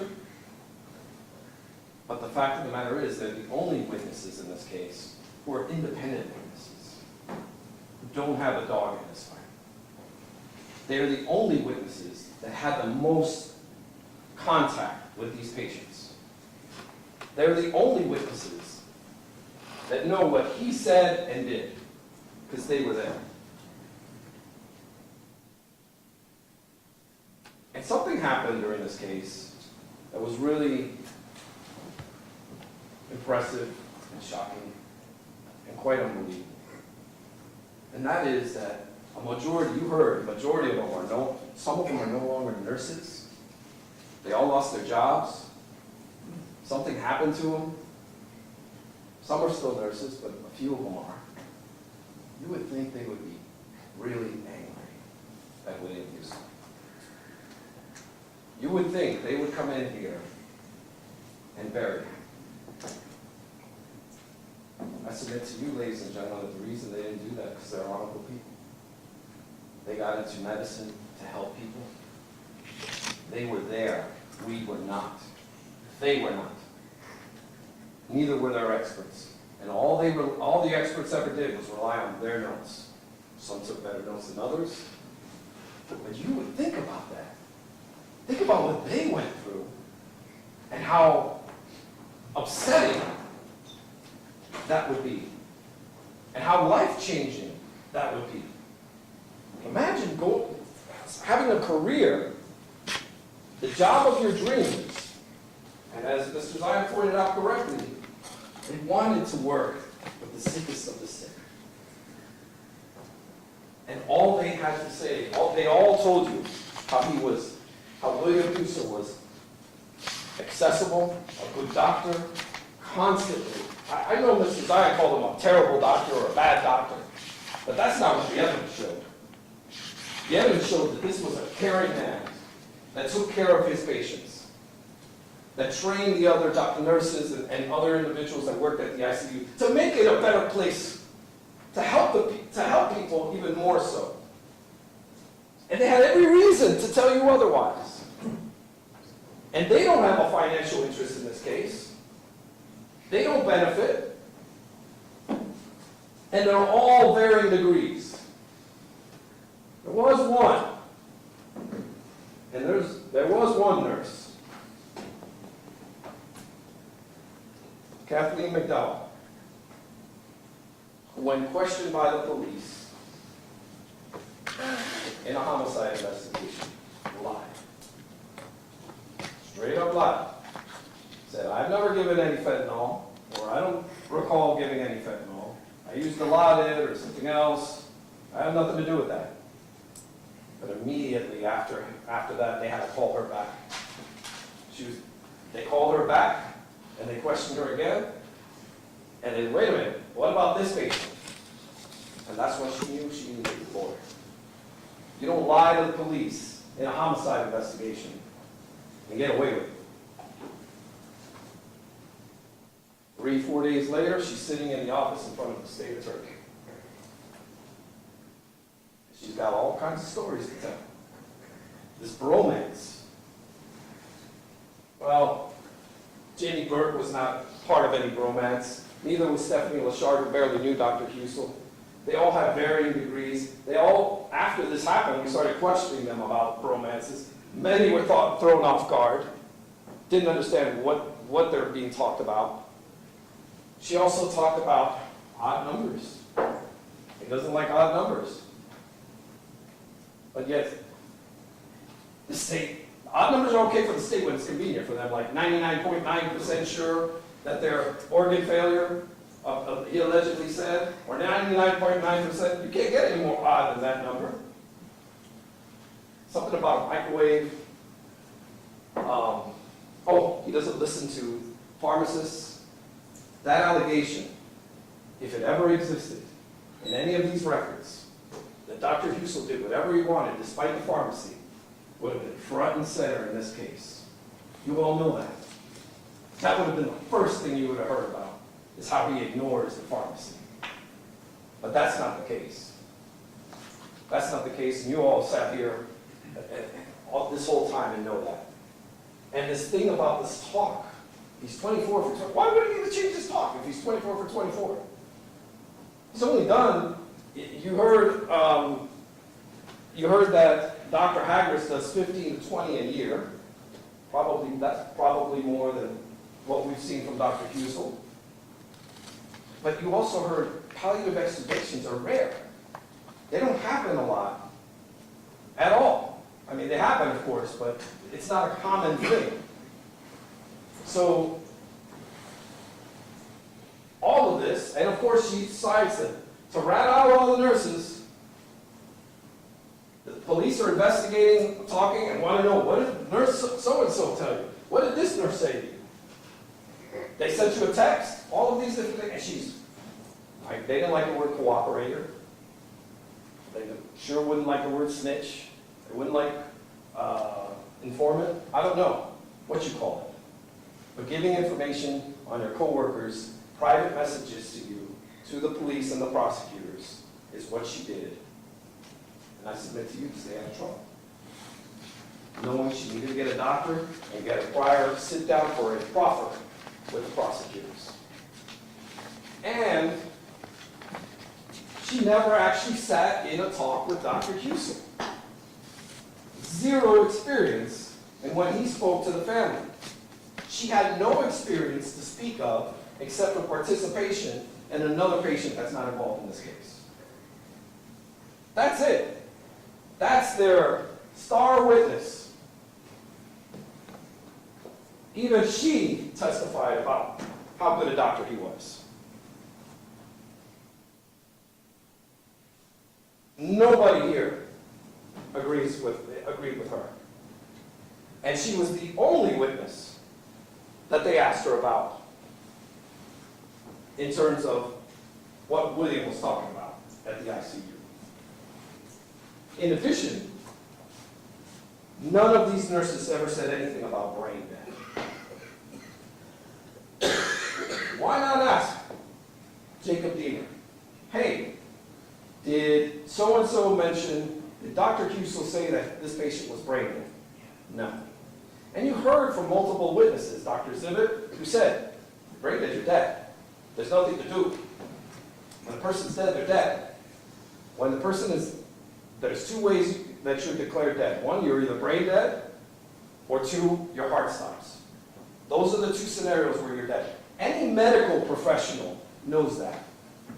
And that's why the absurdity between the cross-examination of Dr. Zivit came out, as well as Dr. Ralston also talked about being brain dead in Florida, in Ohio, as it relates to being the law.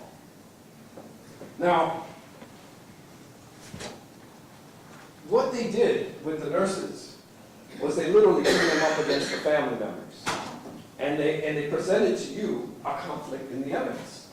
If you look at, can you get the family members? Actually, before I get into that, one of the important things, as I mentioned earlier, were the side effects. They were never asked if Dr. Husel, it came out through cross-examination in a very difficult way, but it came out that Dr. Husel actually advises the patients of potential side effects. Tell us about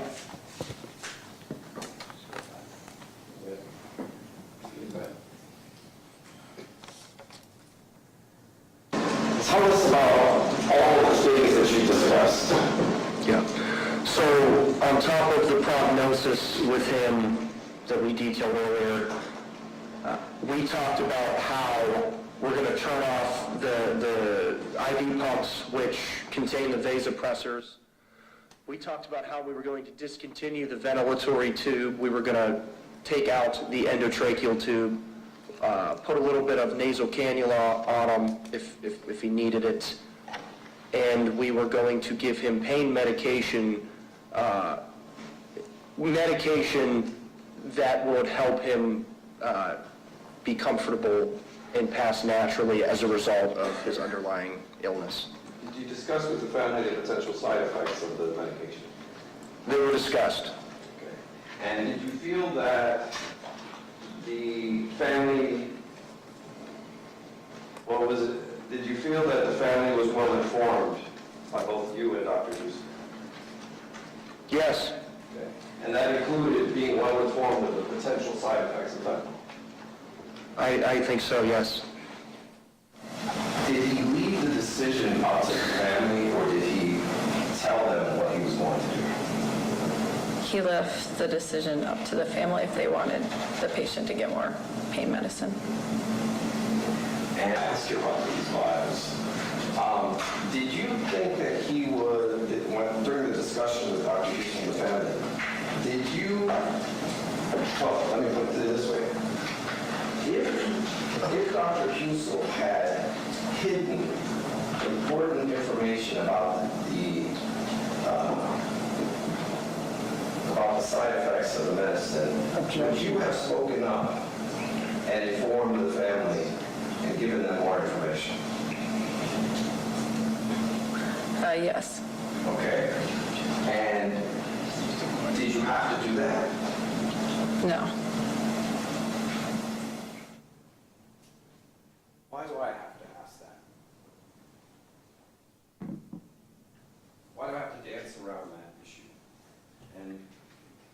every one of these nurses told you that he was meticulous, thorough, and always gave the family the options. And if he had not, or misled the family in any way, it was their duty to speak up. Not a single one told you otherwise. Not a single one. How are these facts being ignored? How do you not, it's like you don't need this information. It's critical. And again, we're talking about side effects, potential side effects. We're not talking about factual things. You heard Jordan Blair say, what are the side effects? Well, respiratory depression and constipation. You know, it's funny, you watch a commercial about a medication on TV, half the commercial is telling you how great it is, the other half is telling you about the potential side effects. It makes you wonder why they're even selling it at all.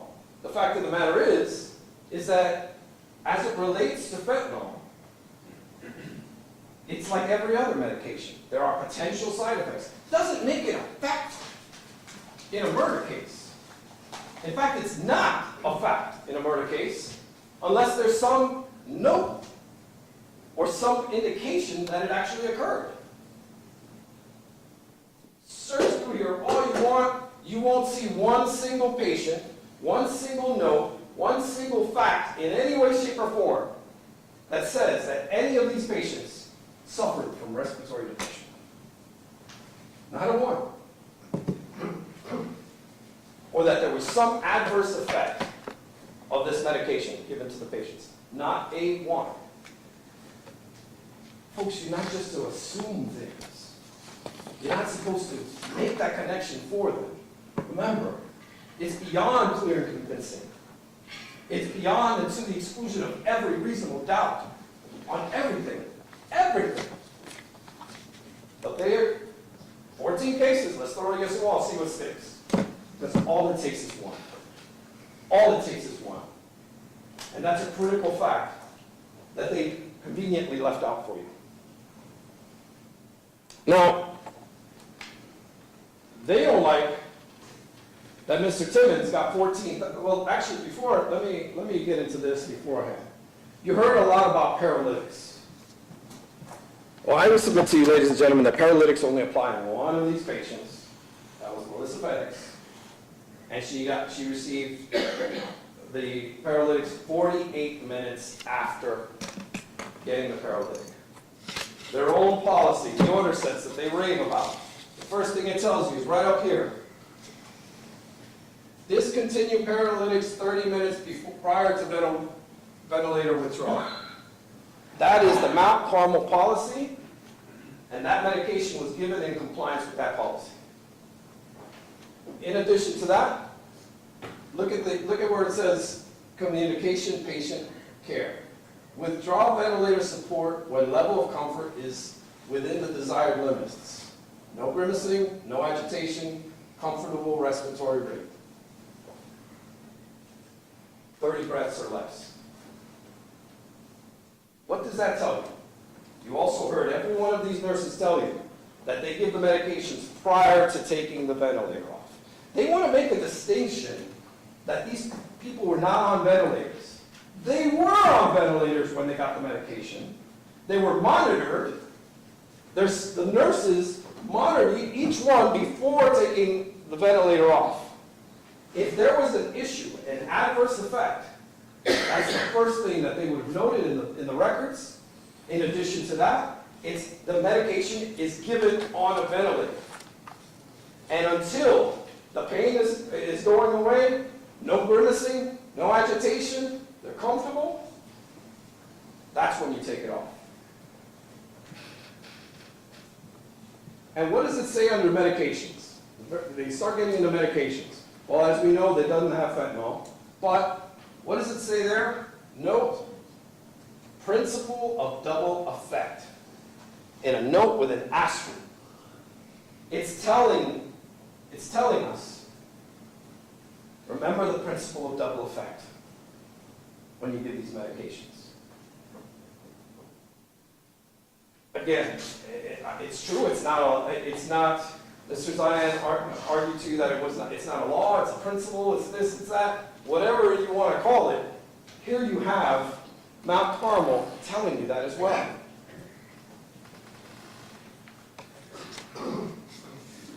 And then the other issue, remember there was this whole issue with the synergy, synergistic effect.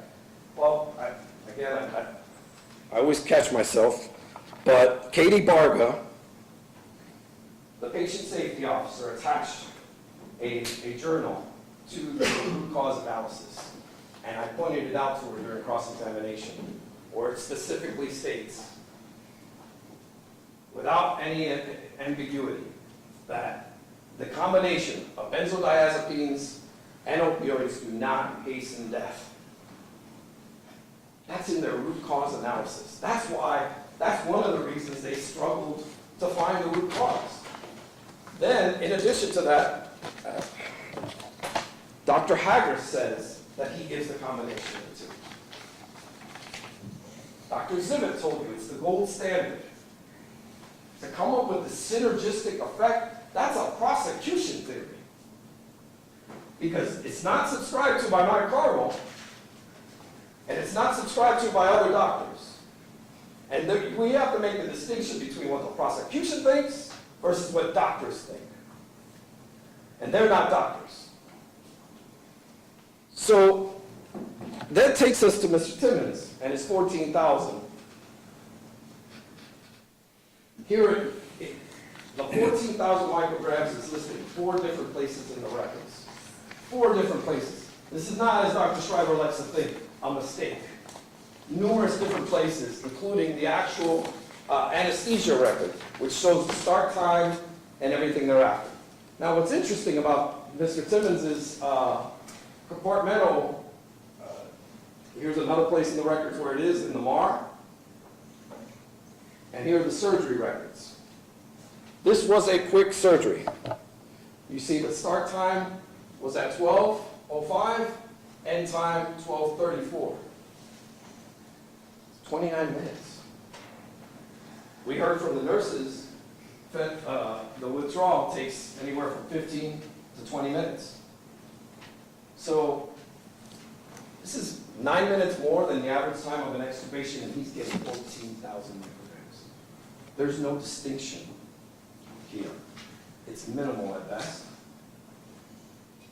And it shows that apparently, based on his background, in the OR, they felt he needed 14,000. He got 1,000 from Dr. Husel. And he got the extras, and you heard Jake Beamer say, they were worried about him going through pain. Give him what he needs and nothing more. Give him what he needs and nothing more.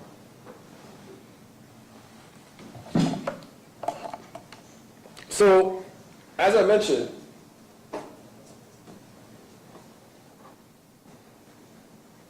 here's where we're at. Mount Carmel comes to them with lethal doses. They do their investigation. Now it's potentially. All the patients were terminal. That was clear. They never made any allegations that you heard in this case about any of these people not being terminal. And the families really decided to withdraw care. Who knows what happened in this phase? And now all of a sudden, you have all of these different theories. And theories they are, ladies and gentlemen. Theories they are. Patients were not terminal. They could have walked out. James Timmons could have gone to rehab. They could have lived. Now they're all fatal doses. They tricked the nurses into giving high doses. They were so enthralled, these folks. Enslaved by his charm. And then, wait, he's not a man of many words. So how's he charming them with not many words? Okay. Happened in the middle of the night. The synergistic effect, that's a prosecution theory. That's all new. Stiff chest syndrome. You heard from the nurses that we asked alarms go off if there's stiff chest syndrome. The nurses will know. You can observe stiff chest syndrome. There's nothing in here that a single patient went through stiff chest syndrome.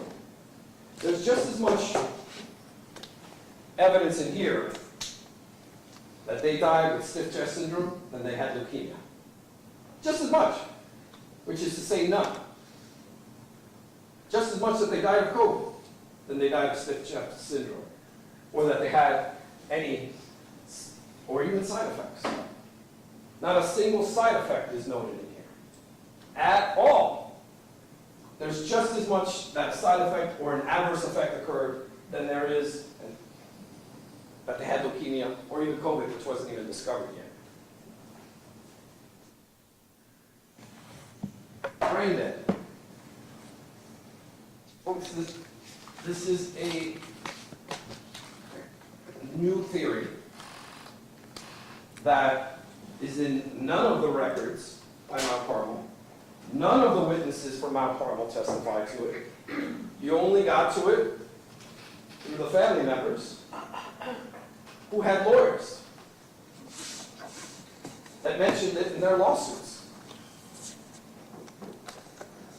So, forget the medical professionals who were there, who were independent, and believe, there was just a couple of them, and I'll go through that in just a moment, but let's bring that up.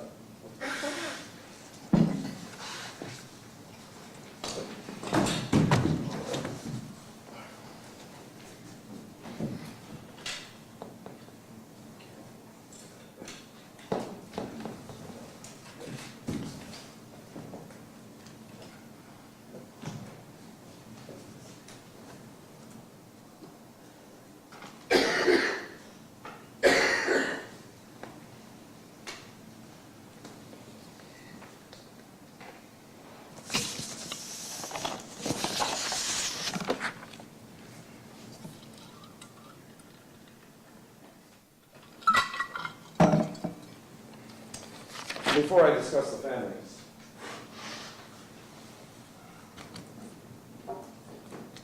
I think everyone would agree we're incredibly sorry for their loss. They lost someone very close to them. There's no way there's no fact that would ever change that. Having said that, only just a few testified about this brain dead theory as prosecution or the personal injury lawyers brought forward. And I'm going to get into those in a moment, but I think when you have a hospital calling them and telling them a certain fact, they probably do believe that William Husel contributed or hastened the death of their loved one. Especially after having a lawyer and deciding to move forward in something like this. Probably do believe that. And after an onslaught of how this man is the pariah in this town was out there, there's zero doubt that they don't believe that William Husel at the very least hastened their death. But many of them didn't even look at the medical records. Many of them. And I understand it's probably not an easy thing to do. They left it up to the lawyers. But only a few of them. But the first thing I need to point out to you, before I even get into that, is how few of them are the actual power of attorney or decision maker in withdrawal care that the state claimed. That would shock you. There were only 4 out of the 14 patients that the power of attorney actually testified. A person who was ultimately in charge of the decision to withdraw care of their loved one, only 4 of them that testified in this case were the actual power of attorneys. There's one that's questionable, it might make it 5, and that was Mr. Allen's son, who the spouse left it up to the decision of the rest of the family and the children. But that's still curious number. Why is that? Why are they not bringing you these family members, the actual decision makers, and then asking you to make a decision like this? How is that possible? It's wrong. It's flat out wrong. It's not what a citizen accused deserves, and it's not justice at all. Having said that, you had a couple of patients who made this claim of being brain dead.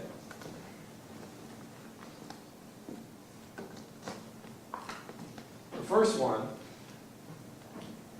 I'll bring up really didn't say it. It was Mr. Marshall from Timmins. He didn't say that William Husel said he was brain dead.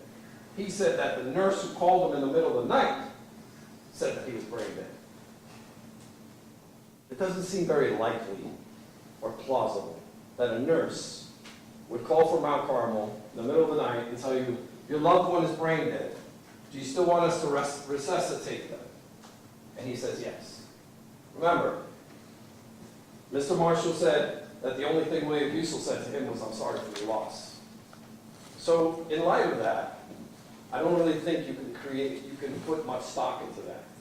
But there's one thing you know, anoxic brain injury from all of these cardiac arrests were potentially there, and the likelihood of them being confused is great. So starting with that fact, you have David Austin with Tara Schwartz. She was 16 at the time, didn't even have a driver's license. Mr. Austin said that Dr. Husel said his brains were dead, her brain was dead, her lungs were dead. That's not a medical term. Her other organs are dead. None of those are medical terms. And the nurses are fully aware of what brain dead is and what's required at Mount Carmel and what's required under state law. And there's nothing in evidence that indicate that their training says otherwise. Fortunately, Nurse Ebrow testified late in the case, so I got to ask him, did Dr. Husel say anything about brain dead? Did brain dead ever mentioned? No. They know. They absolutely know that you can't do a terminal extubation on a dead person, or you can't give medication to the dead. So this whole brain dead theory, which first surfaced in a lawsuit, is something that the prosecution just ran. It's something you can't forget. And something that completely contradicts these independent witnesses. All of them. Not a single one. Not even their cooperator, informant, whatever. Not even Miss McDowell went that far. And then you have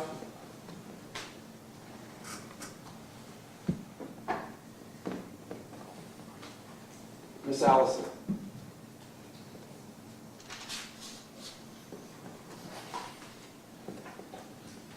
Miss Allison, Christine Allison,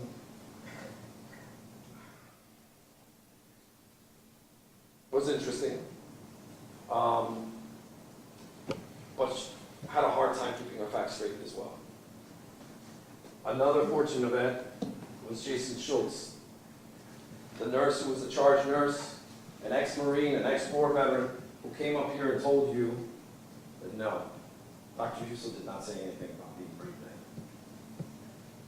In fact, these two contradicted each other. Her daughter said that she had multi-system organ failure. Miss Allison said brain dead. That's the difference. I think she might have squeezed in later on during the second part of her testimony or brain dead, but initially she said multi-system organ failure. And then again, they used that odd number, 99.9% sure. And then we had Beverly Leonard and Wesley Black, the nurse in that case, was specific and clear about nothing was mentioned of being brain dead. These are critical. This is clear conflicts in the evidence. Clear conflicts in the evidence, which you have to consider their motives. Right? All that we do is done with an eye towards something else. They contradict each other, and they're also contradicted by the nurses. And the credibility of these three patient family members are highly questionable. There's a financial interest in this case, and nothing, I realize nothing sums the loss of a loved one.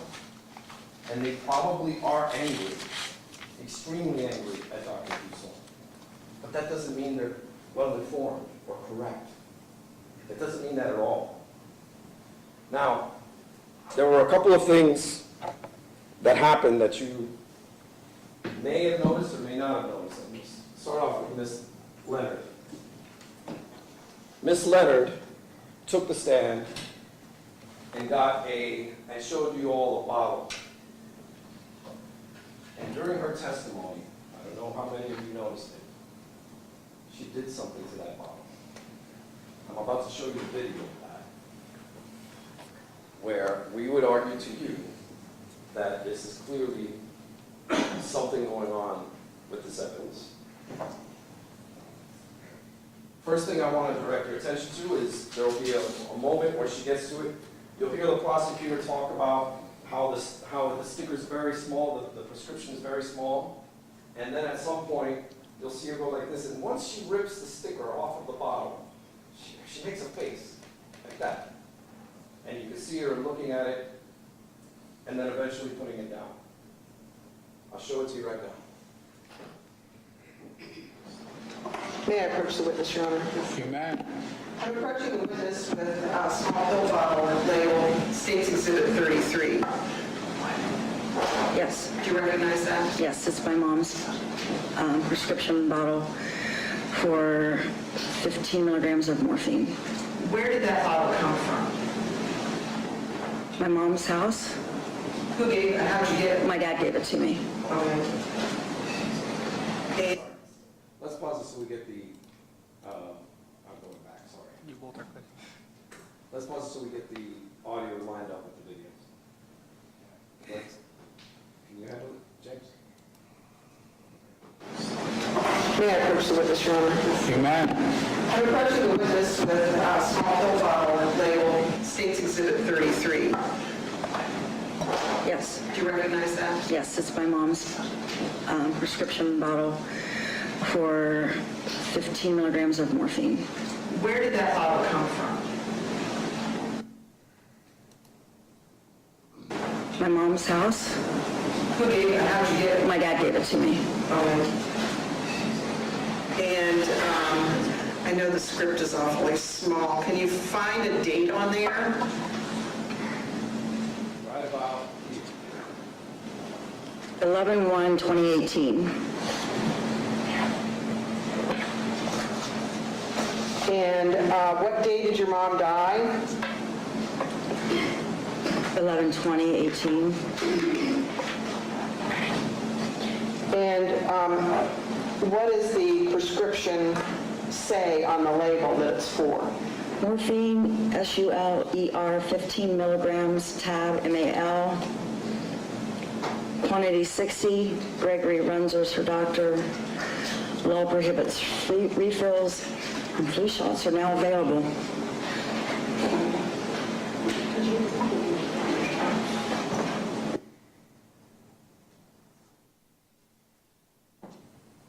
I'll show it to you one last time really quickly, just in case you missed it. Objection, Your Honor. Sustained. May I approach the witness, Your Honor? Sustained. Like, move on. So, why is this important? Why is this important? And that is because in the medical records, there's a difference of what the dose amounts were for Miss Pettick's home medication. You see, on one side, we have 50 micrograms, or 50 milligrams of morphine versus 15. We know that 15 milligrams of morphine is 100 micrograms a day that Ms. Penix was taking at home. You remember, in her obituary, she was now finally free of pain.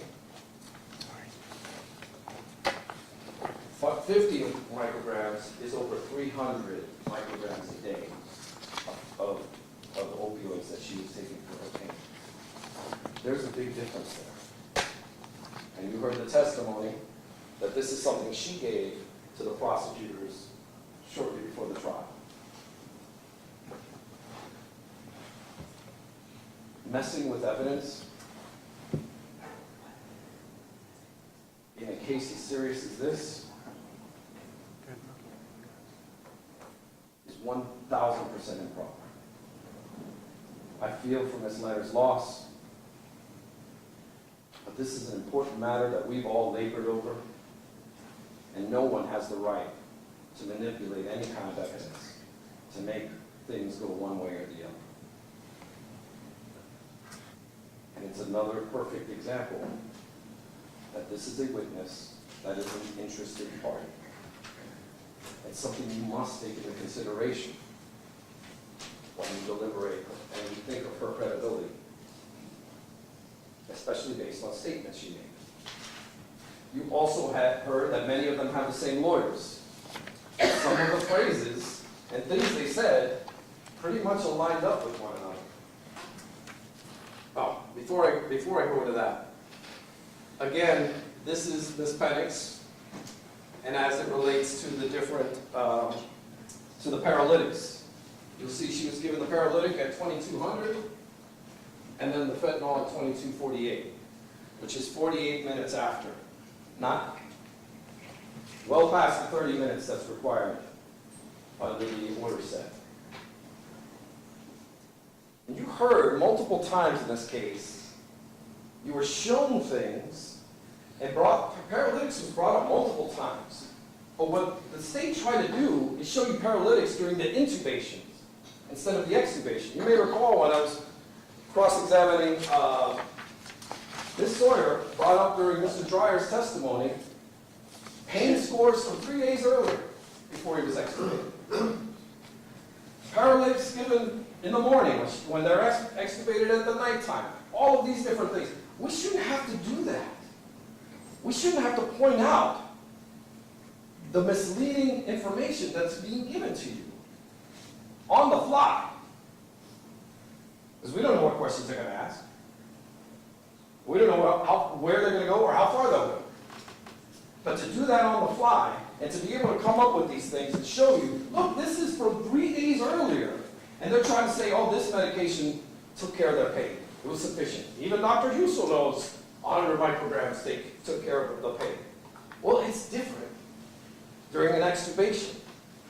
The one fact that I hope you all take back with you is that palliative extubations are different for a multitude of reasons. But to try and mislead you and say, oh, look at this, 50 micrograms took care of the job, when in fact that was 3 days earlier, or paralytics were given and a person can't breathe, when it's perfectly proper to do it during an intubation because they're fucking the vent. All of these things are unfair. This is not justice. This is far from it. And this is something you should hold them to a higher standard. Imagine having to sit in that seat and one misleading thing after another gets presented to the jury who will decide your fate. How atrocious and how scary is that? That's not justice. And that's why you must hold them to their standard, and that's why this case doesn't belong here. Far from it. Far from it. So, you heard Miss Allison say that they met at the lawyer's office and several other patient families were there? Well, yeah. Listen how they testify alike. He's laying there resting comfortably, and now he's dead. How did we get there? So did you, I mean, the family literally was in a state of shock when we were told she was brain dead, because how'd we get there? How'd that happen? I don't have any evidence to say these women knew each other before this case, but certainly we heard evidence that they did after. It's okay, James. And certainly before they testified. So, in the beginning of this case, I showed you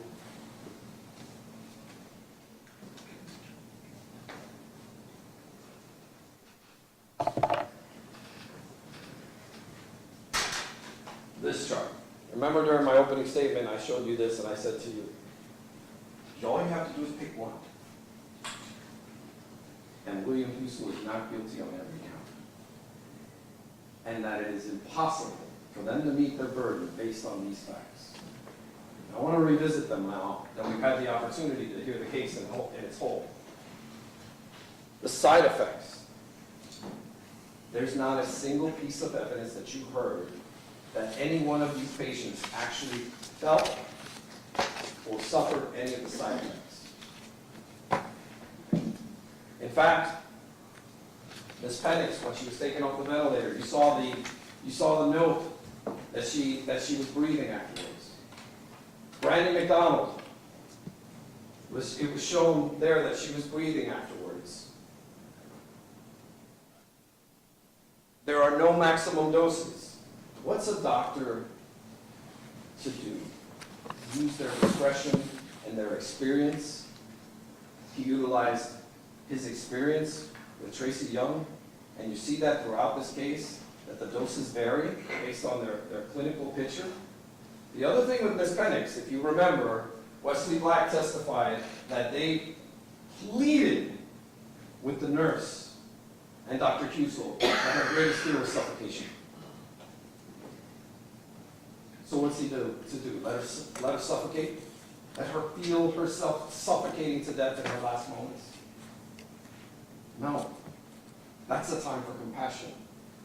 And that's exactly why he utilized that. Her clinical picture, the fact that she was receiving opioids at home, and all of the other things, all of the other factors came into play.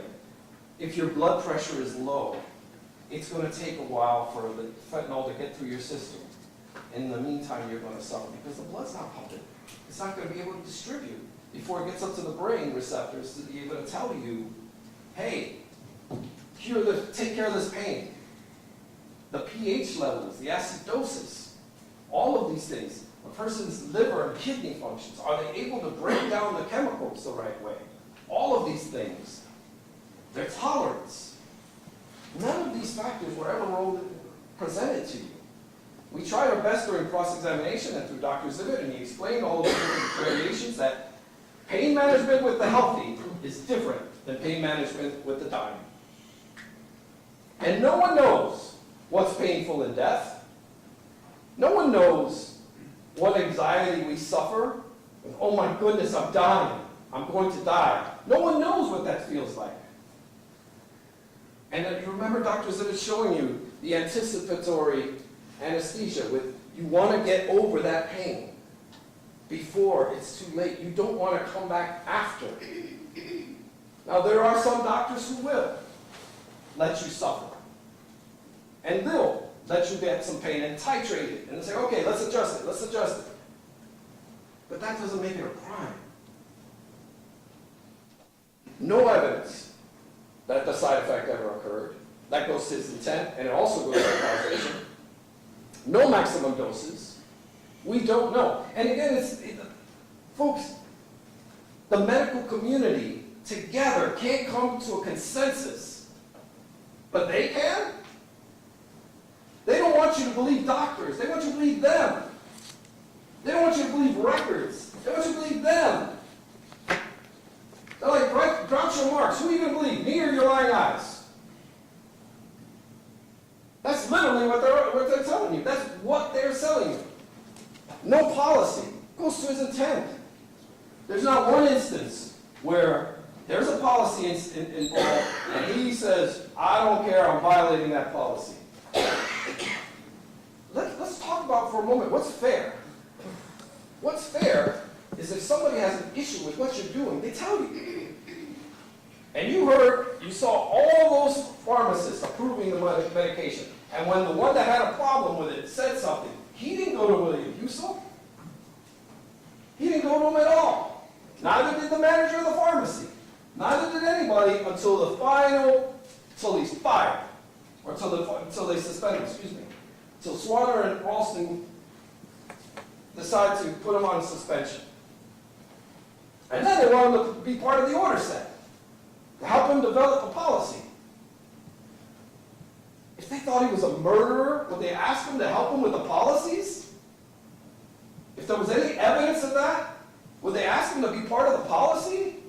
To fix what might be wrong? What might be different about you because you have different training? All of this flies in the face of reality, and it's such an absurd case.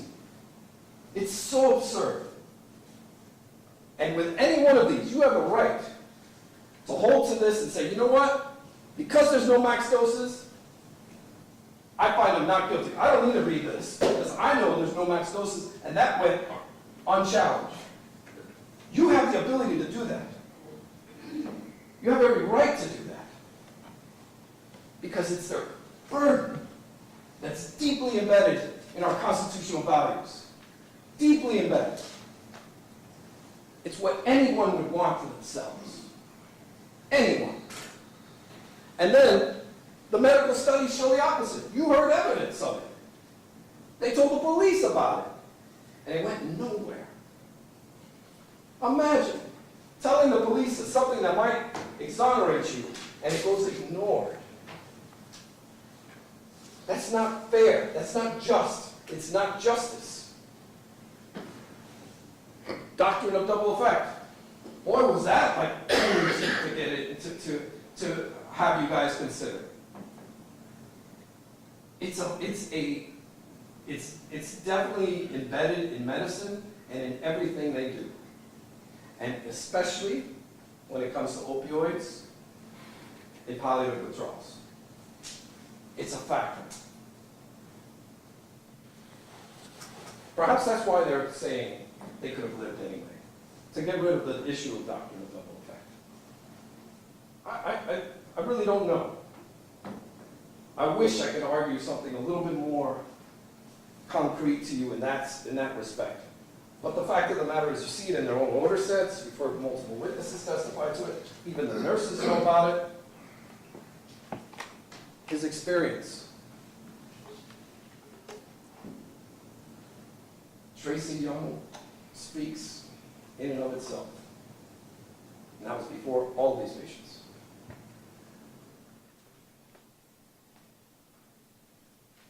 The process. The fact that you would rely on the pharmacy doing their job. Do you know what Hagris testified to? Dr. Hagris said,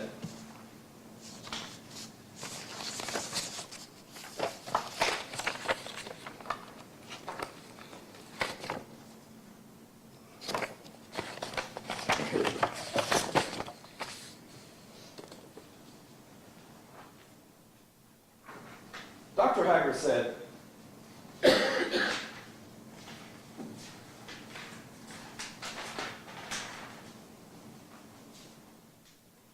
that if he sees the meds being administered by a nurse, he assumes the pharmacist approved the order.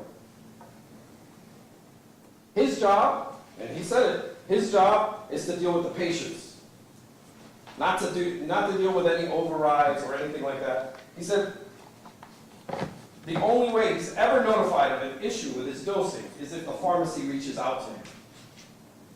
That's what he told you. And that he was never informed of an issue by any of the nurses that they had with him. Now, why is that acceptable for Dr. Hagris, but not for Dr. Husel? If there's an issue with his dosing, his expectation, his understanding is that someone will come to him and tell him, I have an issue with this, and let's discuss it. They discuss it, they come to a consensus, and that's it. And then he also told you about his reliance on the discharge summons, or on the attending physicians, that he assumes they're doing their job. He's going to assume it. And there was this whole thing with Mr. Zion talking about, you assume good intentions of your coworkers. Yes, I agree with that. But absent any evidence of anything wrong, you should assume that too.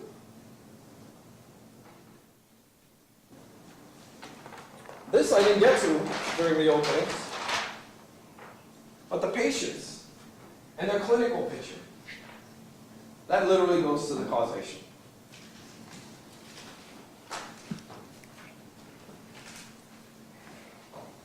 Vasopressors, 30 seconds to a minute and a half for all of these patients who their blood pressure was tanking.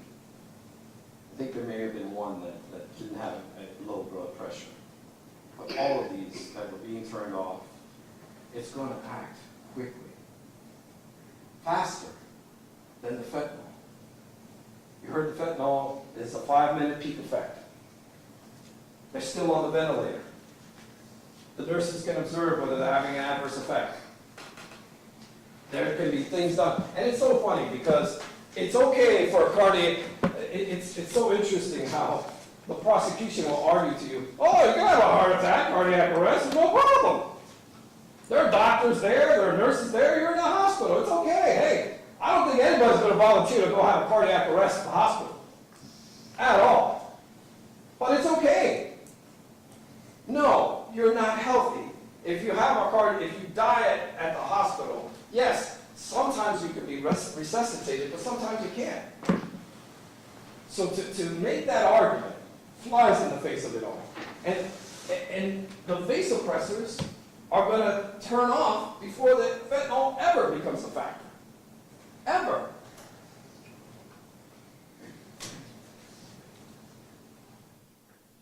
And they never gave you, there was a causation on both of these, they never gave you any evidence as to how much time they would have lived but for the fentanyl. And that's because these folks were dying and dying, actively dying, even on life support. What's the opposite of life support? Death. When you can't breathe on your own and you're dependent on having a machine make you breathe, you're not going to breathe. You're going to take it away. You're also not going, your heart is going to stop when you don't have that jet fuel running through you. Any one of these folks, any one of them, is a reason that you can find William Husel not guilty.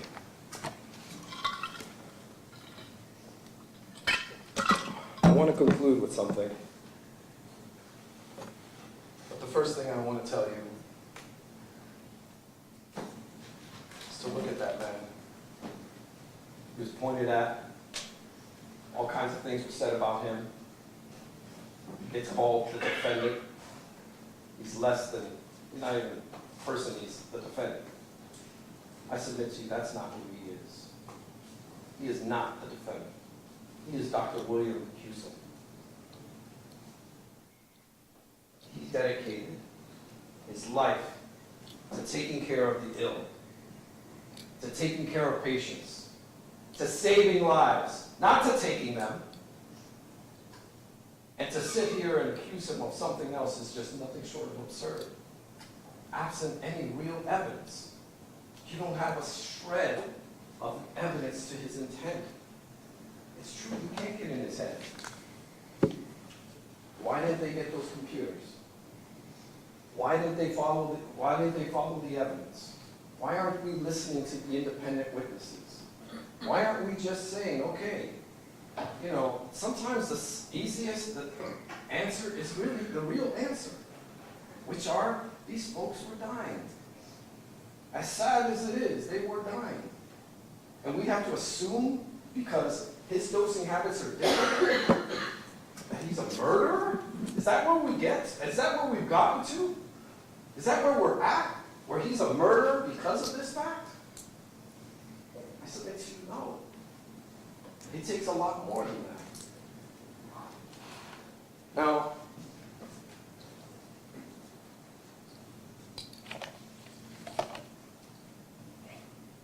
I'm not going to have the ability to get up here and speak to you again. And this is my final opportunity to speak with you. And I want to wrap up by telling you something.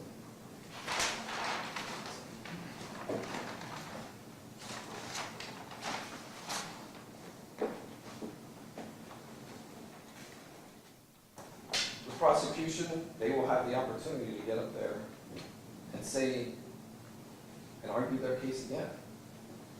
And it's not because we flipped a coin. You all know I would rather have the last word. But the reality is they have that burden. And he can get up here and say whatever he likes, just like he did the first time. When he told you, William Husel on Sandra Castle walked into the room and said, you want me to take care of that noise for you? Well, you know that's not true. Stephanie Lachard told you that she was, you could hear her on the other side of the ICU, and she went to Dr. Husel and asked him something for the death rattle. And what was the first thing he did? He gave her a medication for that death rattle first. And waited to see if it would go away. And if it made her more comfortable. It wasn't until Stephanie Lachard went to Dr. Husel again the second time before they discussed the fentanyl. And how this family knew what the potential side effects were and all of the relevant facts that were needed, and they made the decision. You just saw the video. He left it up to the family. And he told them, gave them the informed decision. They made that difficult decision. They made it on their own.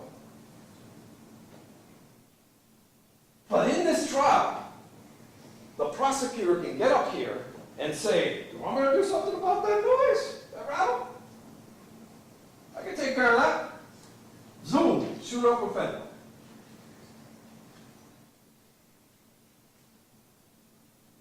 And I'm sure I'm going to have plenty to say, but please remember that the burden lies with him.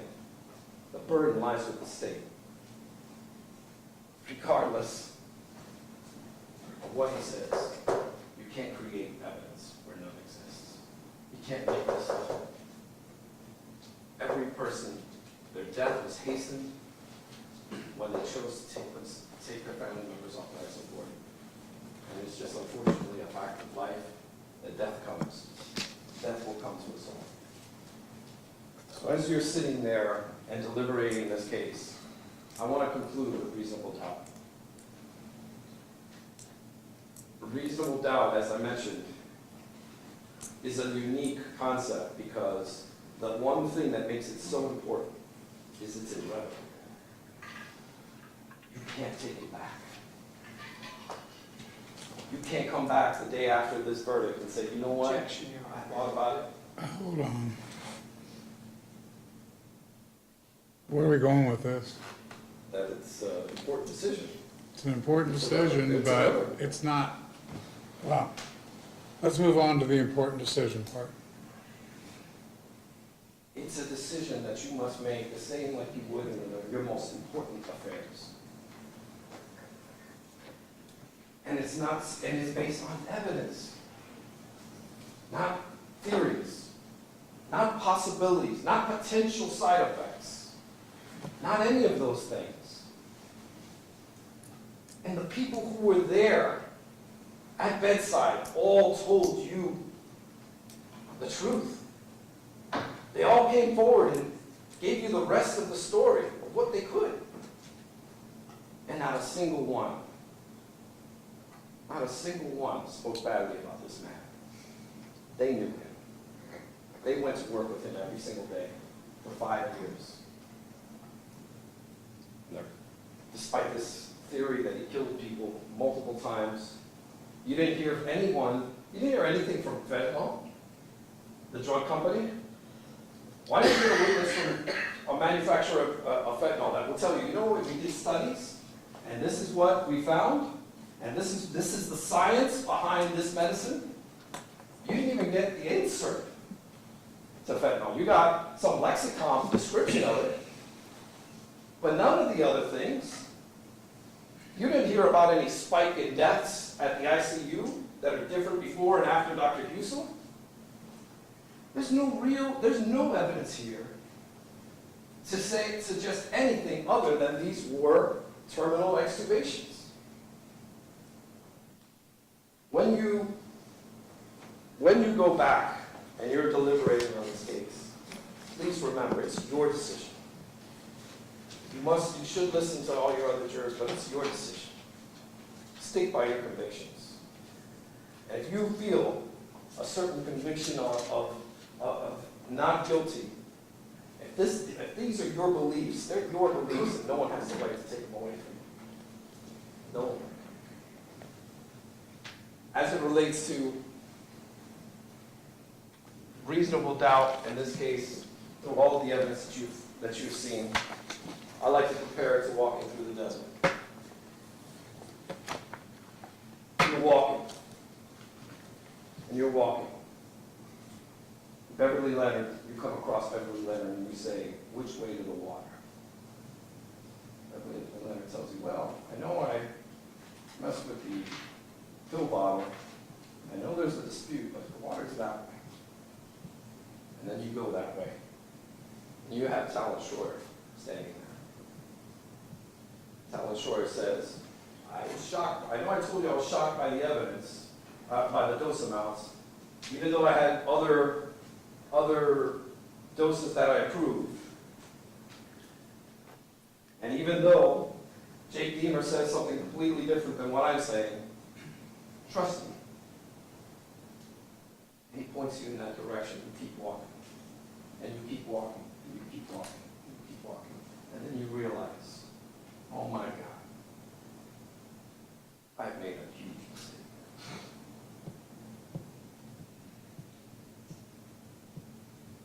The evidence is there.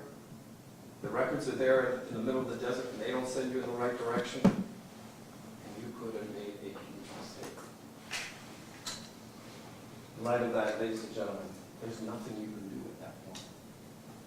Do not allow this misguided case to misguide you. If you saw evidence of William Husel intending on killing people, then I will sit down. If you see anything in here that there was respiratory depression or they suffered a side effect, then I will sit down in an agreement. But none of these things were proven to you. This, in fact, as complicated a case as it is, it's a very simple one. We have a certain standard in a criminal courtroom that is much different and much higher and cannot be tried in another way because the consequences are far greater. I thank each and every one of you individually and collectively for all of the work you did in this case and the sacrifices you have made. William Husel thanks you as well. And I know you'll make the just decision. This is not a murder case, never was, never will be, and it's not an attempted murder case in a last-ditch effort to just try to get some type of charge stick. It doesn't matter how much you throw against the wall and hope that you'll compromise. You didn't come here to compromise. You didn't put your life on hold to compromise. And I ask that you do that. You do the absolute opposite of that. Stand by your beliefs. Thank you so much. Thank you. Ladies and gentlemen, let's take 15 minutes. I imagine you use a break. Okay, it's been an hour and a half. With that, we'll come back and hear the rebuttal. It may carry a little past 5. Is that going to be a problem? No? Okay, David, call them up and send them out.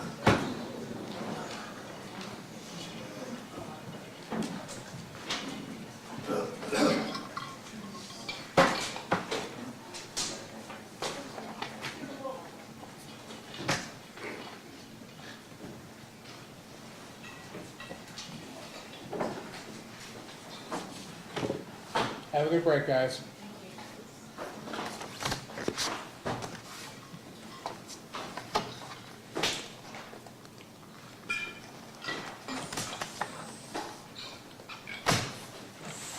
Everybody can be seated. Mr. Biles, anything for the record?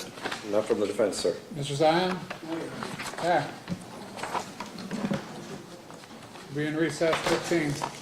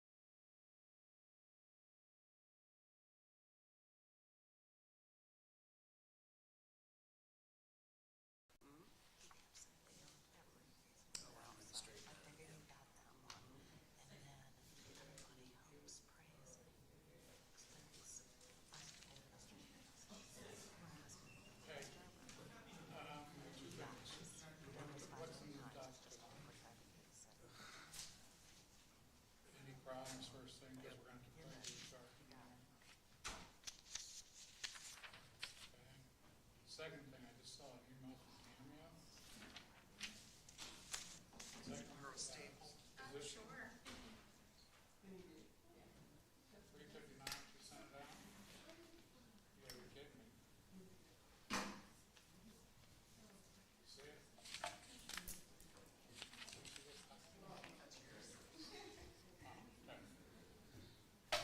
Cool.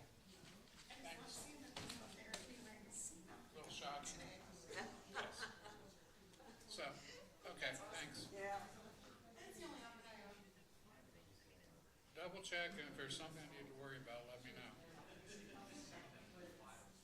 I know there's nothing I need to worry about, but. Okay, cool. Cool. Bye.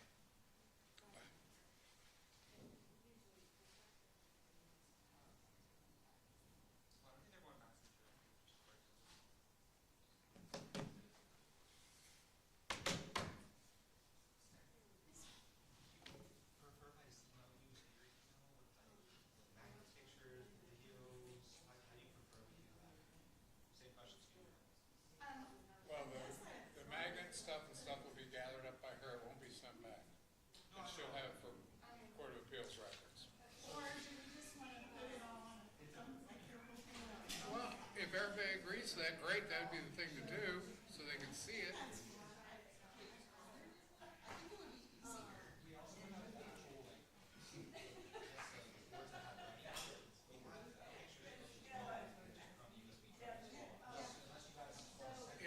If the other side will agree with that, fine. I mean, I think that's the most.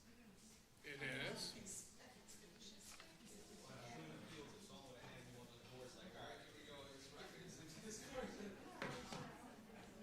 Yeah, but you're substituting something for the original. That's what makes me nervous. I like that, but I agree. About that time, David? I'm trying to remember, I think so. It was like 8 after. Okay, let me run. Okay?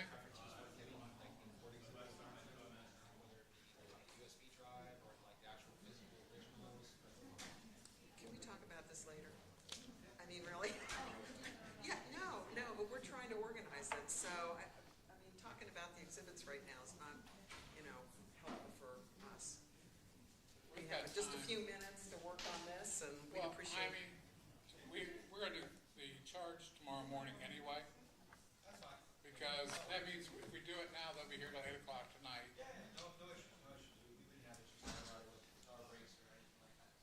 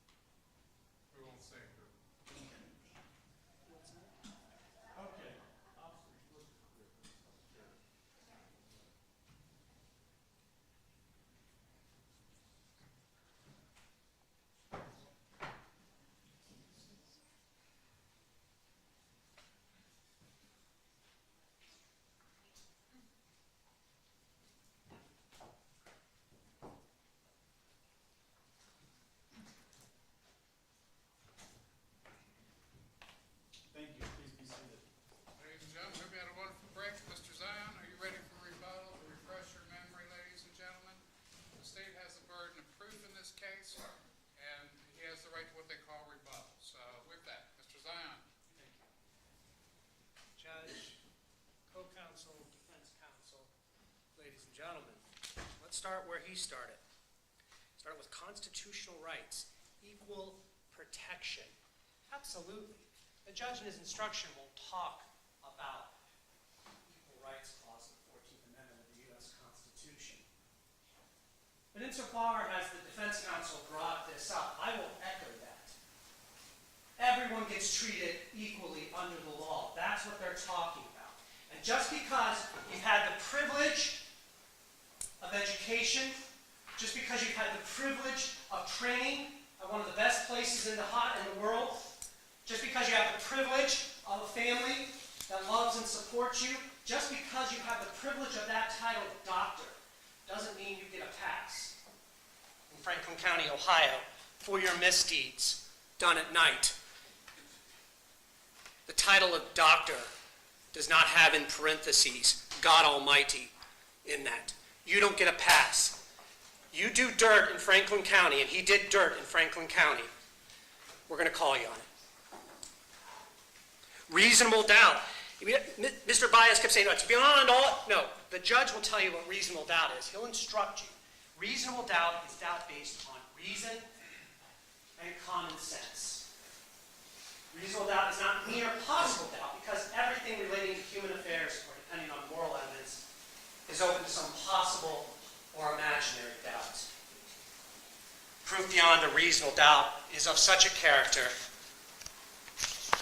that an ordinary person would be willing to rely and act upon it in the most important of his or her own affairs. That's the law of reasonable doubt in the state of Ohio, in Franklin County.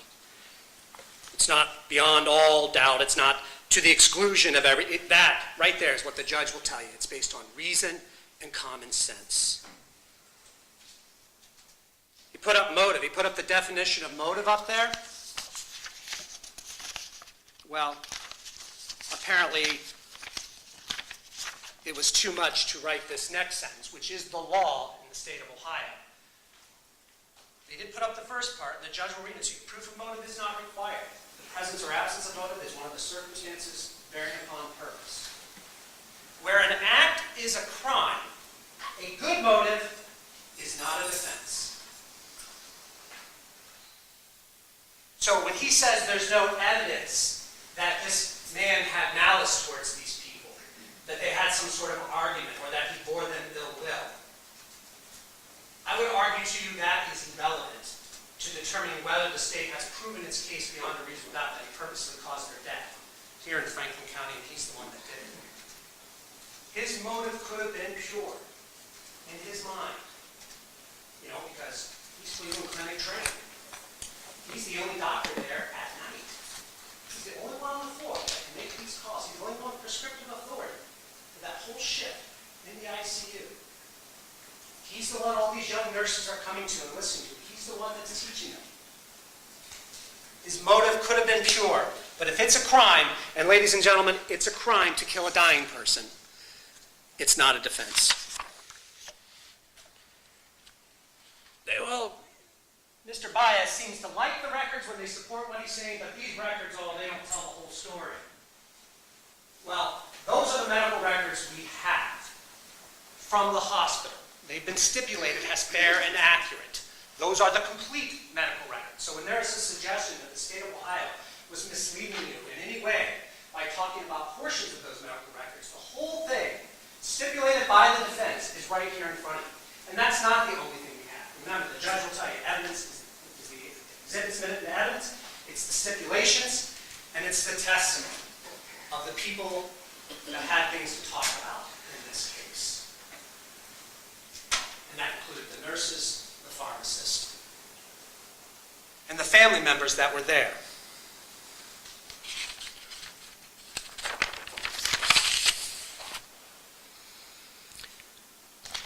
Mr. Baez makes the point that we, the state of Ohio, argued that teaching and helping is a bad thing.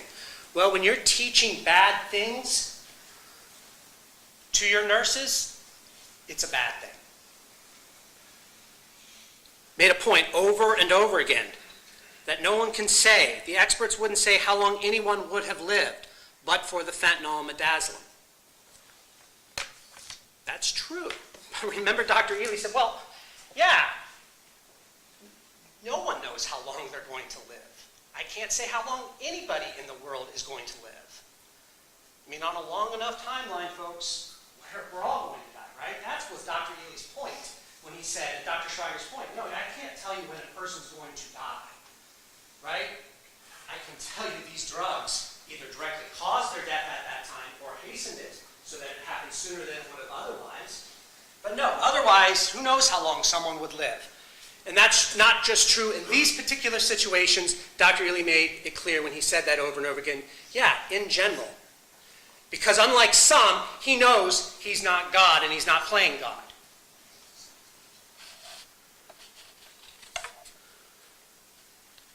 Zivit, Dr. Zivit's opinion. You'll have that. Defendant's Exhibit, Zivit 1. It's about 5 pages long.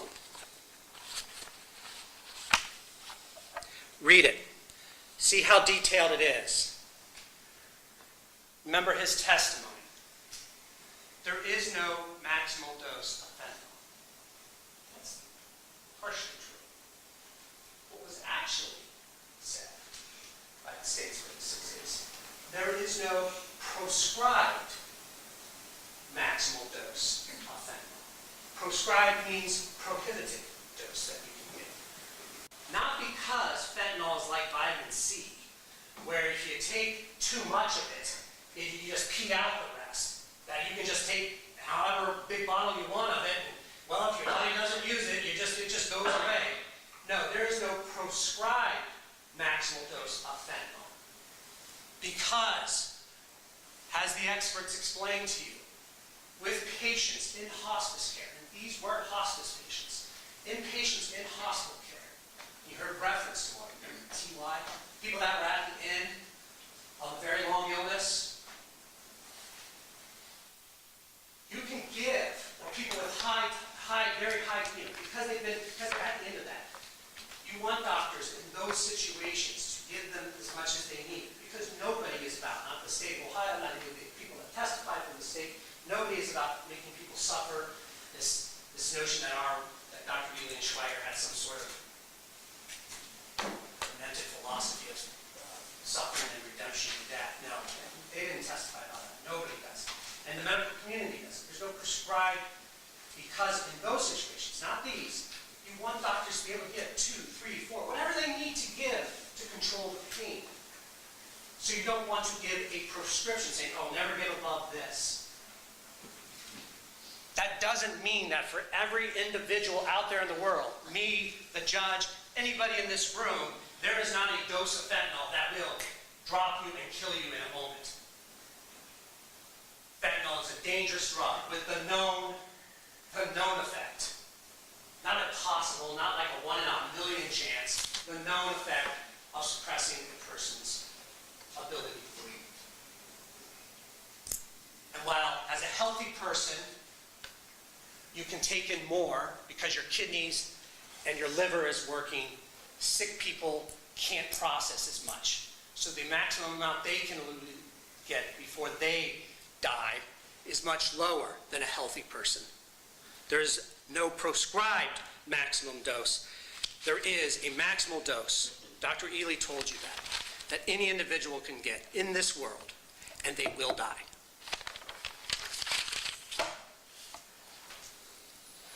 I don't believe there is any evidence that Tampa General is a Catholic hospital, and I don't believe there is any evidence that Vanderbilt is a Catholic hospital. There was evidence that Dr. Ely is Catholic, and Mr. Vice, well, what does that have to do? Why was that brought in? Well, that wasn't brought in by the state of Ohio, ladies and gentlemen. If you recall, that was brought in by Ms. Menashe during cross-examination. It made a big point of that somehow his faith made him less credible or was somehow subject to cross-examination and affected what he was saying medically his practices are or what the appropriate practices are. That was not the state of Ohio talking about Dr. Ely's faith. That was the defense talking about it, and I would argue to you in a very derogatory way. And whatever statements Dr. Ely did say about his faith, It enhanced, I would argue to you, how he took care of his patients. Because for him, for Dr. Ely, these weren't just the people he cares for. They're just not people taking up room in his ICU. They're people that matter. They're people that if their dying wish is to get baptized, and remember he said, I thought they just meant, yeah, we can do that, we'll get some holy water, because that's what Catholics do, right? We'll just do a little. He wanted the full dunk. So my staff went out and did that. They went to Costco. Because these aren't emergency things that the nurse has to go grab the fentanyl and override. Right at now, we got to get this done. You don't call people over and over again, DNR, DNR. That's not how you do it. This man's dying. We know it. What wrote it on the board? It was written on the board. They went to Costco. They got the tub. That was his staff that did that, not Dr. Ely. And he thought, I want to talk about this. That's why he wrote that article.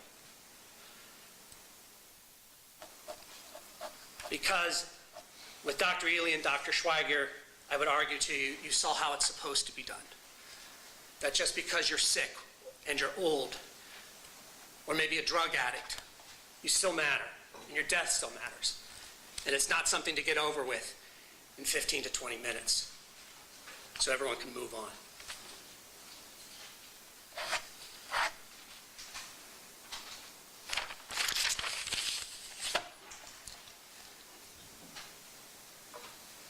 Talks quite a bit about Sandra Castle, Nurse Lachard.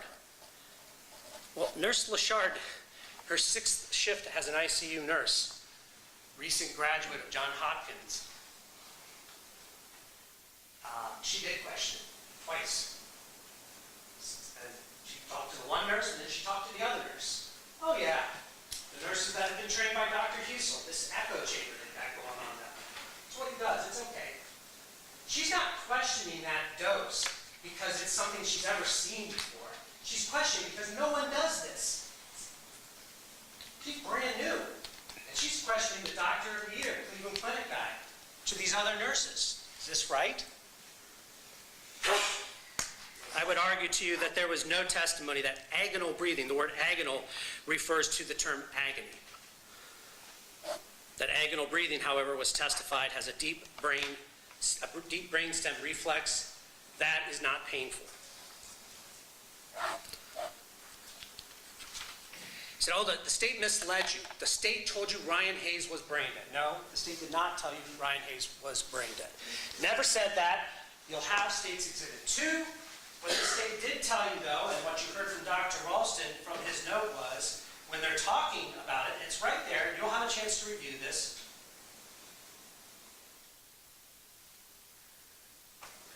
About waiting 24 hours and reassessing as he may likely progress into brain death, given the CT scan showing diffuse cerebral edema. They thought that this was the best option of all, and at this point we'll do that.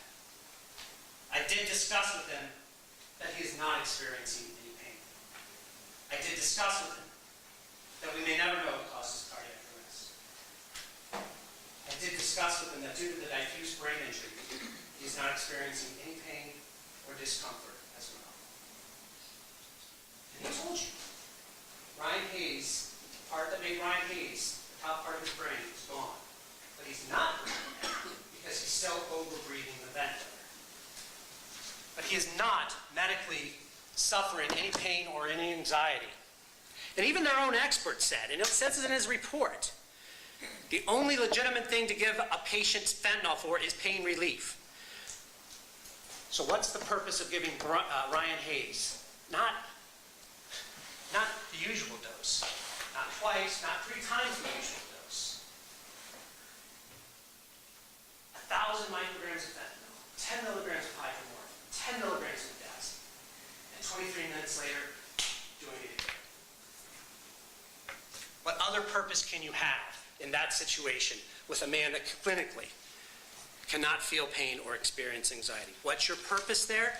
Your motive may be, this guy's gone. He's a breathing corpse. Come on, let's get it over with. He's in my ICU. He's taken up a bed. He's not an ICU patient at this point because we're not trying to keep him alive or anything else. Let's get it done. What other purpose do you have? But that you don't get a pass for killing a dying man, even if you are Doctor of the Year. He said, oh, the state's theory about this brain death, it's all made up.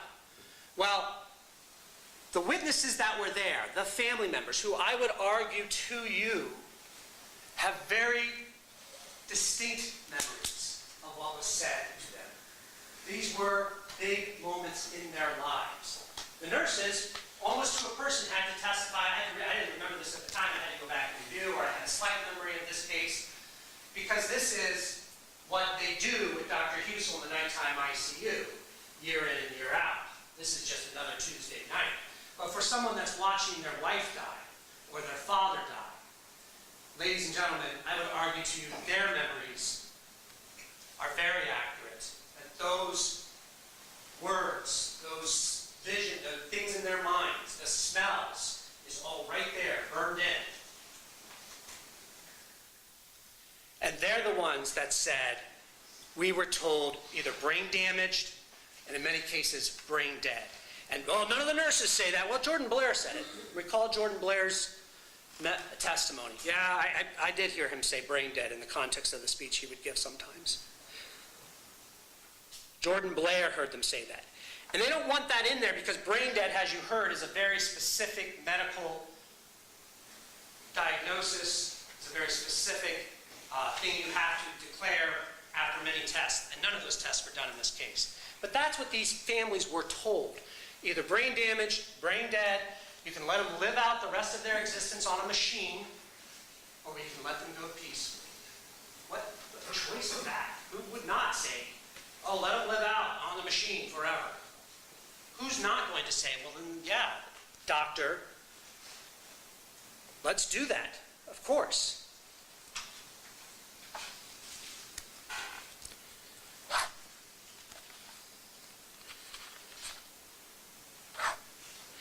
Every nurse told you, everyone knew. Ladies and gentlemen, rely on your own collective memory. But these nurses don't work on other shifts in general. They didn't have contact with daytime doctors and nurses. So when they say everybody in the hospital knew about this, ladies and gentlemen, I would say rely on your own collective memory. That, I would argue to you, was not the testimony of these nurses.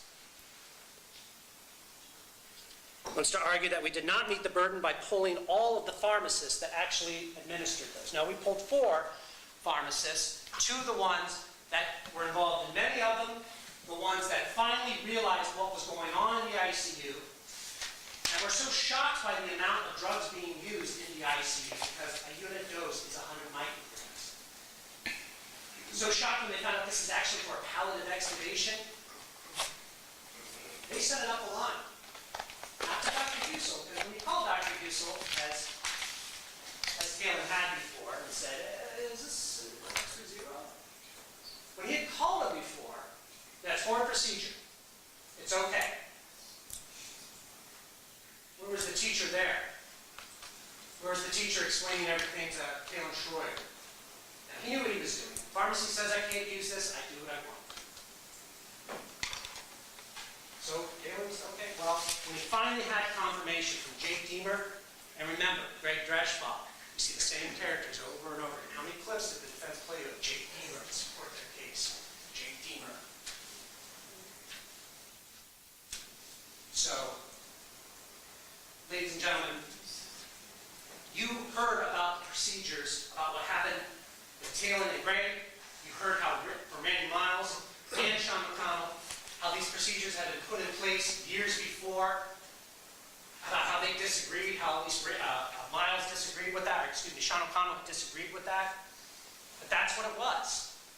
They can take things on override. Pharmacy should not be held liable for that. You should just be allowed to clear them out. Well, the pharmacists were held liable for that, for those overrides. They didn't know it. They didn't know what was going on.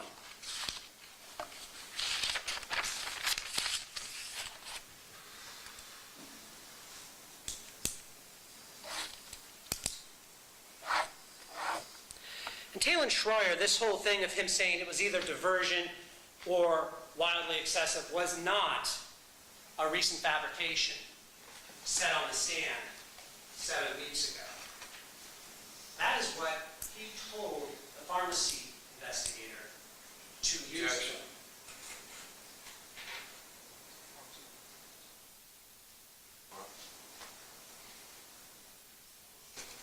testimony, Judge. That was his testimony. I heard objection, but I didn't hear why.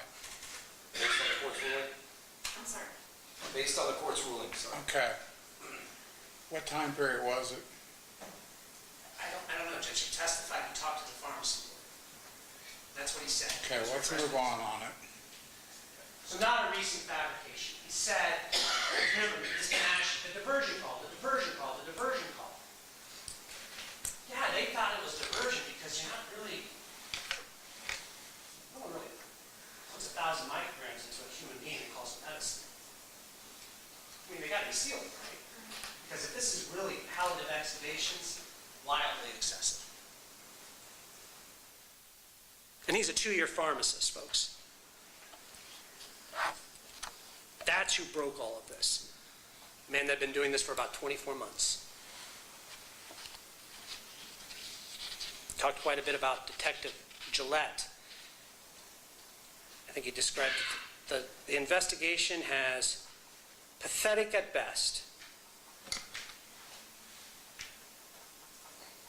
Well, ladies and gentlemen, I would argue to you that the CPD investigation of this was thorough and responsive, and they weren't about to let Mount Carmel or anyone else dictate to them how they were going to conduct, potentially, a murder investigation. They are told about the allegations from the hospital because it's got to come from the hospital, folks. This is not something that was, family members, disgruntled family members calling up the police and making calls and saying, no, I think this is what happened, I saw them do this. This is the hospital coming to the police. People like Dr. Swanner and Dr. Roth coming to the police about their own doctors, saying, not the state going out and trying to find this case, not anybody from the state's attorney, we call them county prosecutors in Ohio, nobody from the county prosecutor's office trying to go dig up a good, juicy case. This is the hospital coming to us and saying, we've got a problem. We need it investigated. And those detectives were not going to say, well, when you get a chance, let's round everybody up. They said, right now, I want to talk to people, right now. And so these nurses and pharmacists and others that were involved in this are being pulled off their shifts, are being called up at home and told, you're coming to work right now. I mean, some of them were actually still working on their job. You have to go talk to HR. And yeah, they are talked to ahead of time by HR and a defense attorney who says, okay, I know you said you were told about HR here. These are your rights because in the next room, you're about to talk to the murder police. Right? Not the diversion police, not the theft police. You're about to go talk to the homicide squad. That's why the hospital talked to these people like that. That's why they didn't have the medical records. Because we're not waiting for you to tell us. We want now, right now, today. And yeah, they're struggling through this. This is a medical case. Detective Gillette is not a medical doctor. None of the people on his team have medical training or experience. They're relying on what's been reported to them, and they want to get it down now, as soon as we can. So they don't even have the medical records in front of them. That took some time to get those medical records to them. And so, yeah, they're fumbling around with them about dates and doses and things like that. That doesn't mean they're not doing a good and thorough job, because that's what the police do. They start investigating right away. They don't say, okay, Dr. Roth, you just tell us what to do and line them up and we'll talk to them when you say so. Nope. They did that on their own terms. And all those questions that Detective Gillette didn't know the answer to when he testified all those weeks ago, it's because he doesn't have a medical background. And he's not the one, ladies and gentlemen, that charged Dr. Husel. He's not the one that made that call, ladies and gentlemen. Like he said over and over, I'm not a medical doctor, I'm a cop, right? And ladies and gentlemen, we're not medical doctors over here. We didn't make that call. I'm just a dumb government lawyer. We found expert witnesses that didn't know Dr. Husel, that didn't go to the same school, who didn't share the same mentor. We found experts from around the country who do this and have done this and who are recognized in their fields for their excellence and their experience, and said, take a look. And they didn't do it for free because that's what they do. That's, their time is valuable because they are so experienced and so well regarded. Do tell us, did he purposely cause their deaths? They don't get a bonus if they say yes. Just tell us, is this murder? And they both came in here and unequivocally told you it was. One of their colleagues, another doctor,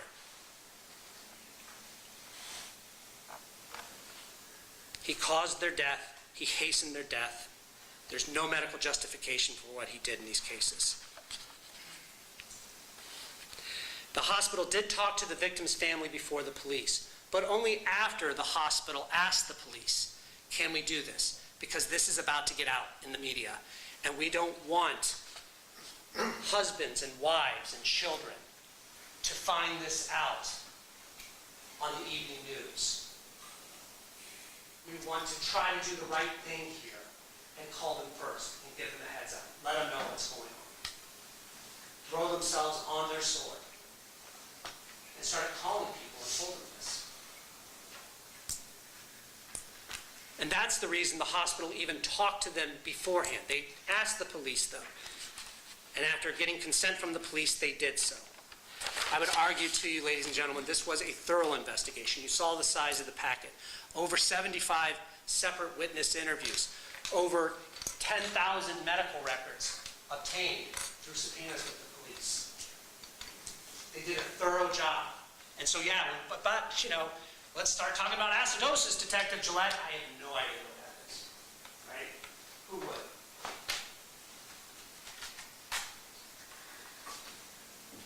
Wes Black, you saw a clip from him. I've given enough to put down an elephant. That's not him saying that. That's him kind of remembering. That sounds like something he might have said in the past from a nurse practitioner. Is that really evidence in this case that you can rely on in the most important of your own affairs?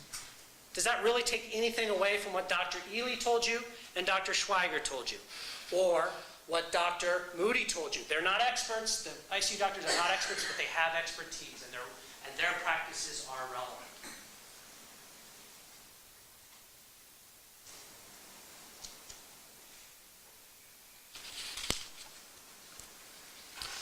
Mr. Bias said, oh, geez, if the police, after West told him that, had just gone out and found this nurse practitioner who kind of remembers, he even said, I have a fuzzy memory of it. If they had just gone out and found her, wouldn't that have been nice to know? Well, ladies and gentlemen, if there was a nurse practitioner in the world, if there was a doctor in the world, if there was anyone with any medical background or pharmacological background that would have said these things, said what he did was okay, they would have been here. Objection. Third check. Move to strike. Okay. That's the comment. This is not evidence, ladies and gentlemen. It's the state's burden to prove guilt beyond a reasonable doubt. Okay? You're not taking for anything else. This is commentary. It is argument that, ladies and gentlemen, that witness didn't exist. Not trying to shift the burden to anybody. The burden's on the state of Ohio. We brought the charges. I've said over and over again, and I mean it now, I mean it at the beginning of this process, hold me to my burden. But when you say, oh, play a clip of a nurse that has some fuzzy memory of somebody saying something that might be helpful, well, geez, that would have broken the case. Another nurse, I heard that actually high doses of fentanyl can prolong life. Do you have any evidence of that besides that statement? Where is that nurse getting his information from? Objection. Who's teaching him? Third check. Okay. Ladies and gentlemen, as I explained, the burden's on him. This is commentary, argument. So when that nurse said those things, once again, we're not shifting the burden to anybody here. When that nurse said those things, did you hear any of our experts actually say that? You heard them say exactly the opposite of what that nurse thought he had heard. I heard there was a study out there. Well, Dr. Ely and Dr. Schweiger said, there's no literature that supports this at all. It does not exist. Who is that nurse being trained by? Who is that nurse being told by? Because they're all like, whoa, what? How much? Oh no, it's what we do. Oh, they're getting stuff jammed in there, all their little parts, and they got this lactic acidosis, and they're in terrible pain. I mean, even though they haven't had any pain medication, even though all the pain scores are 0, they're in terrible pain. Who's training that? Who's teaching them that? Mr. Baez makes a big point that the computers were not confiscated. I guess he's suggesting that the computers in the ICU are like a personal laptop, that maybe the hard drives will have some good information that otherwise is not contained in the medical records. I would argue to you, ladies and gentlemen, that it's the common experience of mankind that these computers are hooked up to servers, and that the computers in the ICU are just terminals and outlets that within themselves have no evidentiary value. At any rate, you have stipulated complete medical records in evidence as to what occurred with these patients.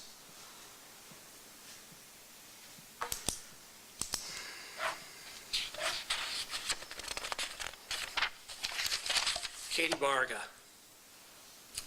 not a doctor, had training in her prior career as a nurse, not a nurse at Mount Carmel though. She is a patient safety officer. And I would argue to you, the patient safety officer is a euphemism for if someone gets hurt at the hospital, what's the hospital's liability? What happened here? Let's grade it. How much are we looking at here? I would argue to you, her job is to limit the hospital's liability when looking at situations. I would argue to you that if someone was biased, it was her, and that it was her job when Randy Miles forwarded Talon Schroyer's voice complaint to send this up, and it didn't happen in October. And because of her lack of action in October, 2 more patients were murdered in her watch. So yeah, she kept it at 4. You did not see that report. It is not in evidence. There is no literature that supports what Dr. Husel did. She kept it at a 4.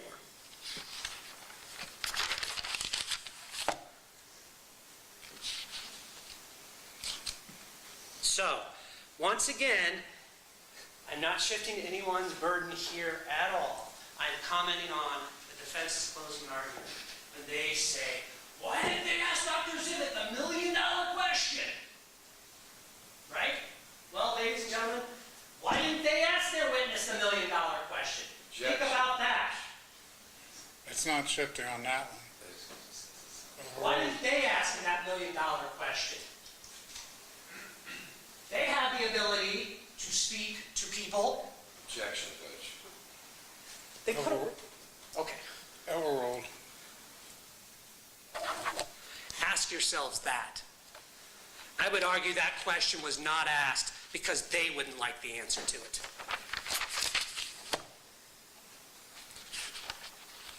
When you do something wrong, you try to hide it. Mr. Baez said that. And yes, acknowledge. That's one of those head scratchers in this case. But if you think you're doing something for a good reason, you don't hide it. He thinks he's doing good by euthanizing his patients. He thinks he's doing all right. Now, he's not putting down big notes. He's not justifying these pain medications in any of these medical records. If there is a note from Dr. Husel at all in any of these, and look for them, they'll be in the progresses. Look for them. You'll see them occasionally. A note from Dr. Husel. And it usually is, order DNRCC obtained, palliative extubation done, patient died, act. So he's not really explaining anything in those notes. Remember, Dr. Ely even looked at that. Wow, I just saw that. Yeah, I've never seen that. NRCC, extubation, and a death all in once. I've never seen that. 30 years he's been doing this. I've never seen that all in one thing. Because that's not how it's done anywhere else in the world.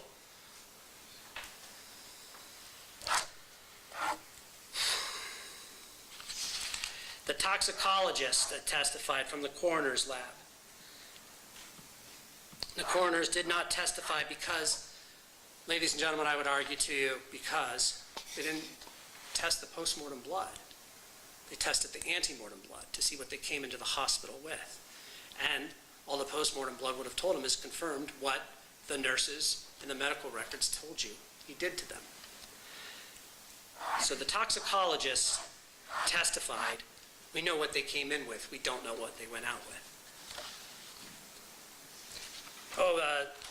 The defense says, well, they got another Catholic at their other Catholic hospital, Dr. Schweiger. I don't believe there was testimony that Dr. Schweiger was actually Catholic. He was German. I remember him saying that. His mom called him Hansi. But Dr. Schweiger did not testify that they could all get up and walk out of the hospital. Now, what he told you is the real reason we have ICUs. And that is to give the body time to recover, if it's going to recover.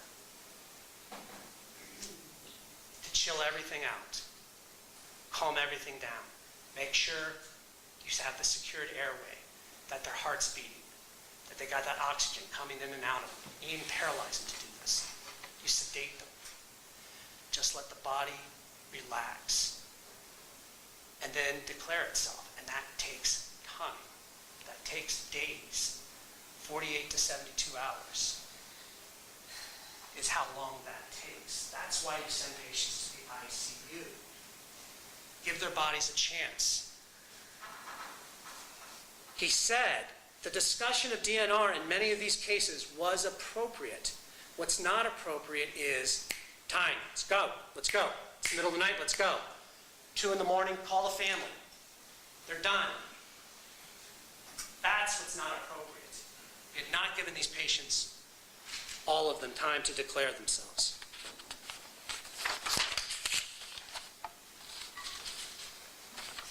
Made a big point about the vasopressors. Oh, they're going to die in a few minutes. Anytime you see vasopressor, they're dead in 30 seconds, minute, 2 minutes. Well, if that were true, what about the patients on vasopressors that live for 20 minutes or so? If that were really true, and Dr. Ely and Dr. Schweiger told you that was not true, that why give them any pain medication at all? If you're going to take them off the vasopressors and pull the tube out, and they're just going to be done. What's the point at all? Because remember, even their own expert says the only reason you should give anybody pain medication is for pain. And if you're gone like that, remember, fentanyl takes 2 to 5 minutes to even get in the system, to peak. Why are you even giving them that? I would argue to you because that's not true.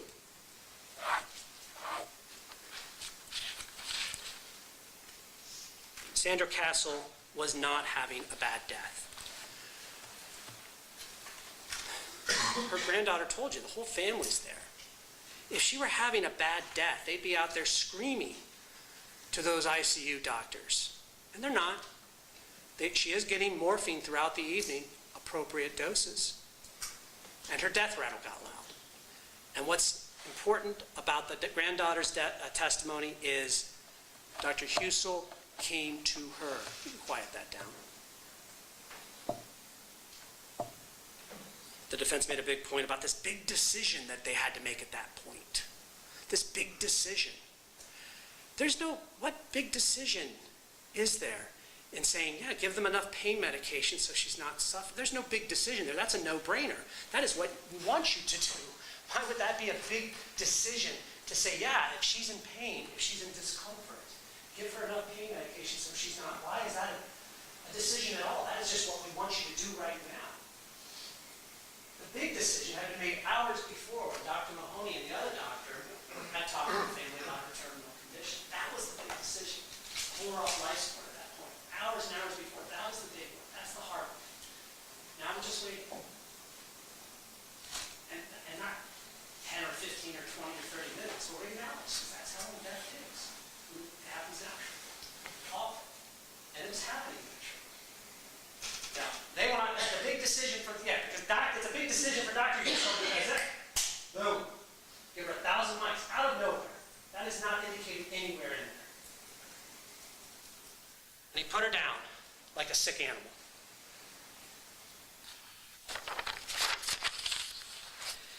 Troy Allison, I would argue to you, ladies and gentlemen, was not on 750 milligrams of anything prior to his admission. The medical records do reflect, and you'll see him in there, that he did have a prescription for 20 milligrams 3 times a day for 7 days of morphine, extended release. Not the equivalent of what he was given during his extubation. He was only in that hospital for 1 day. Danny Millette was only in the hospital for 1 day. The nurses, he says, oh, they're the most important people in the world, and if they were really doing something wrong, wouldn't they be angry at him? I would argue to you they are unwitting complicitors in this, that there is some collective guilt, morally at least, for what they participated in. They were duped by this man and cannot fully recognize what they were doing and don't want to admit fully what they did. They did come in and say, this isn't about diversion, nobody's stealing this, no one's pocketing, he's really giving appropriate doses and we're pocketing the rest and selling it or using it. We did put these drugs into these people at his orders, but he was so smart and he told us why we were doing this. And the other nurses told me it was okay. I would argue to you their testimony is reflective of their complicity, unwittingly. Remember, to be a complicitor, we talked about that in voir dire, you have to have the same intent. And if you don't have that as the principal offender, it's not a crime. But there's still, I would argue to you, complicity by the nurses in this case.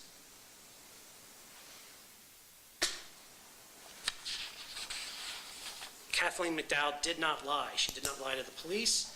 She did not lie to you. The defense said that. I'm not sure exactly where that was in the testimony. Remember, the police are not waiting for the hospital to tell them when they can talk to witnesses. They're going and talking to them without medical records and asking them about things that happened months and sometimes years before. And she did not recall this incident. And then when she thought about it, and she thought about it hard because she had just had a conversation with homicide, this woman who, a nurse who just never talked to the police in her life before, has just had a conversation. She thought really hard about it, and she called an attorney, and she said, yeah, I think I know what they're talking about. That does not reflect a lie. That does not reflect deception, ladies and gentlemen. That reflects a person coming to grips with her complicity in this matter. She says, I'll tell you what's going on in there. And she told you about the toxic masculinity. She told you about the weird relationships that were going on in there.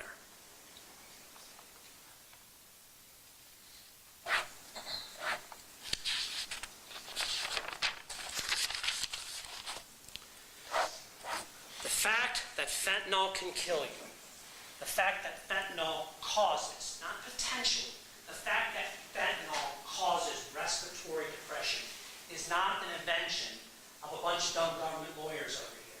Not an invention of Detective Gillette with his background in marketing.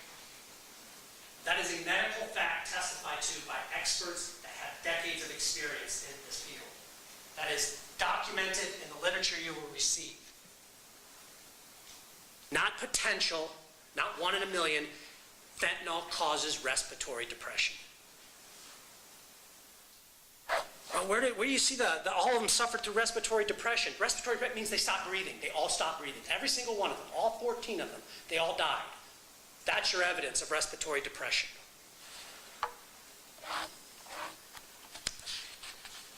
He says, well, they gave the medication and then they checked them out and made sure they were okay and they're on the ventilator. It's really not getting them off of it. Was that the testimony of any of those nurses? They couldn't even remember if they gave it to him before or after, but it is in conjunction with withdrawal. It's either immediately prior or immediately after the withdrawal from the ventilator that they're getting these medications. All at once, in boluses, in those giant turkey baster things that they had to actually go in the other rooms for. Remember, Lachard was instructed, you have to go down there, pull it all out. A nurse says, I'll help you with it. You think he's helping her with it because he's not busy? Or because, yeah, you've got to get them all in your hands here and then you've got to take them to another room. And it's a process. You gotta get them all into that, because you gotta get them to them all at once.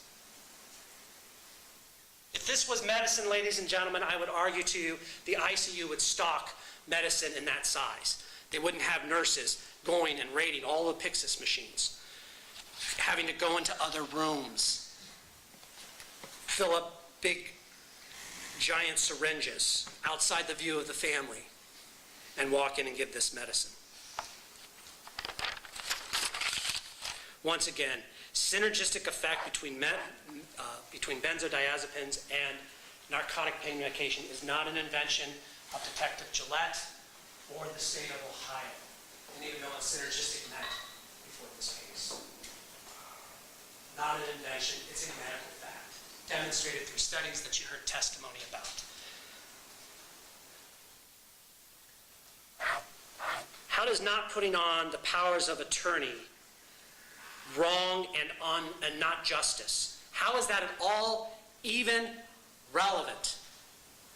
That the person who had the actual legal authority to make the call was not put on the stand in all of these cases.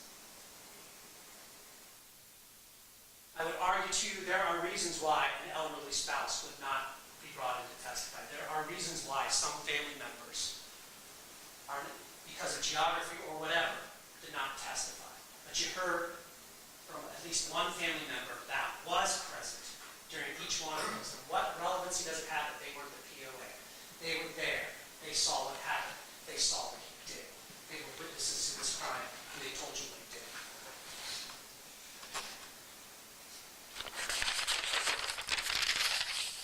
Brain dead theory. Once again, not a theory, not an invention by the state of Ohio or the police. And none of them were brain dead, folks. Not one of them. Not one of them were brain dead. We're not saying they are. But the family members were told they were.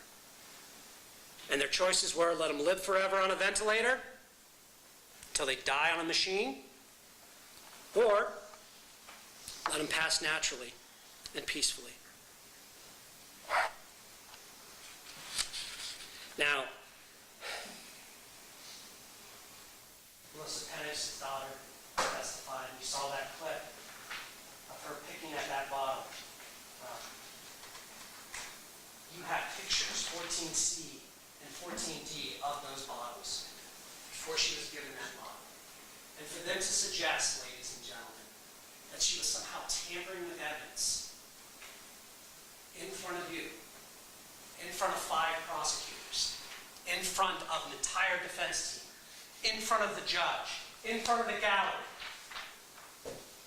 on Google TV, whatever that is, for the whole world to see that she was somehow doing something intentionally by absent-mindedly picking at that bottle, somehow tampering with evidence, somehow changing evidence, I would say, ladies and gentlemen, is just desperation.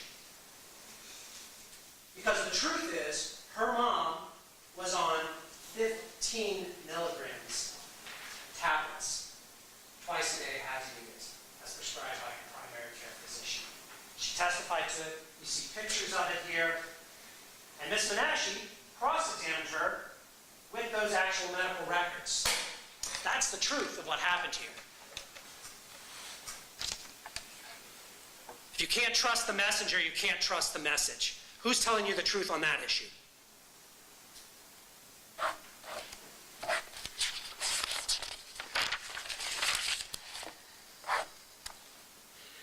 No one knows if it's painful to die or if it's anxiety-inducing. Yeah, they do. Not everyone dies in a coma. Not everyone dies like this, folks. These people were like unconscious in comas when he gave those things to them. Not everyone dies like this. People die awake.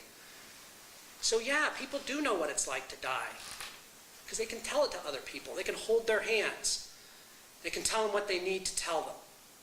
Not everyone dies like this, floating away on a cloud of fentanyl and benzodiazepines. Double effect is included in the order set from Mount Carmel, has a caution. Remember double effect. Remember proportionality. Start low and go slow. That's why double effect is included in the order set.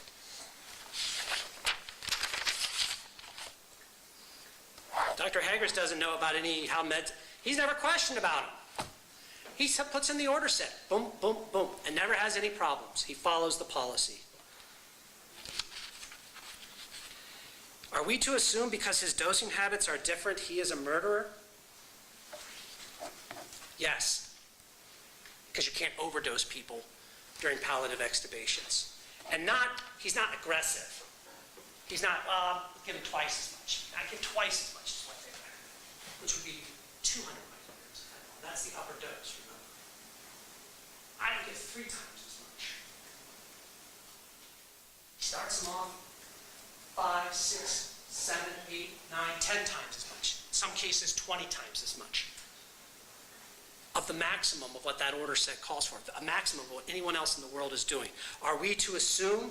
Yes, that's one of those circumstances. You are to assume that, I would argue to you.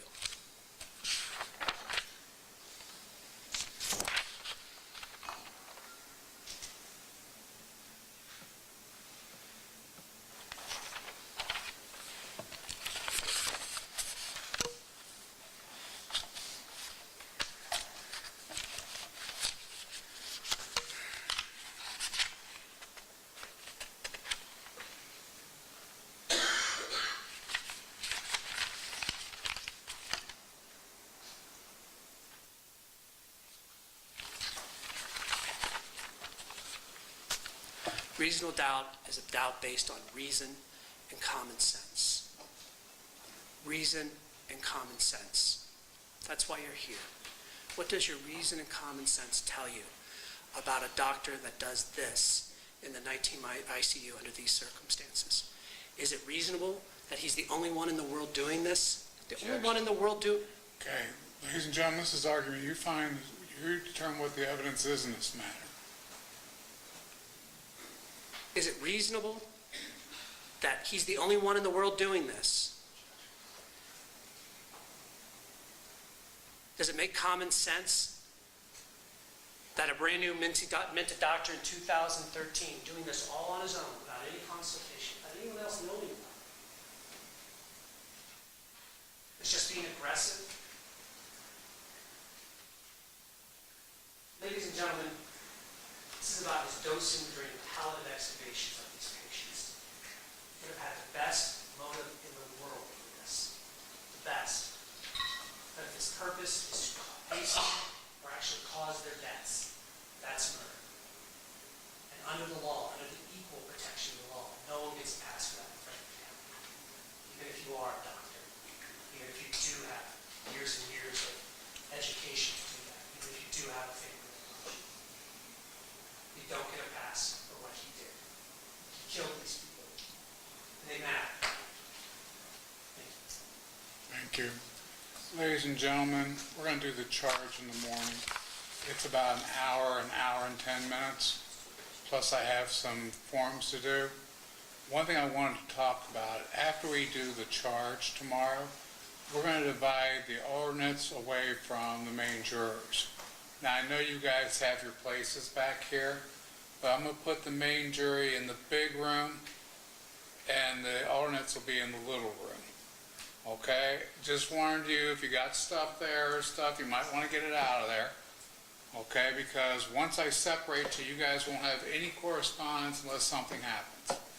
Okay? Just forewarning you tomorrow. I know you guys have gotten comfortable back there in your spots. Okay? So tomorrow, after we do the charge, then you'll be separated into the 2 rooms based upon the jury. Now, 2 of you have moved up in the jury pool. Okay? And David, who are they?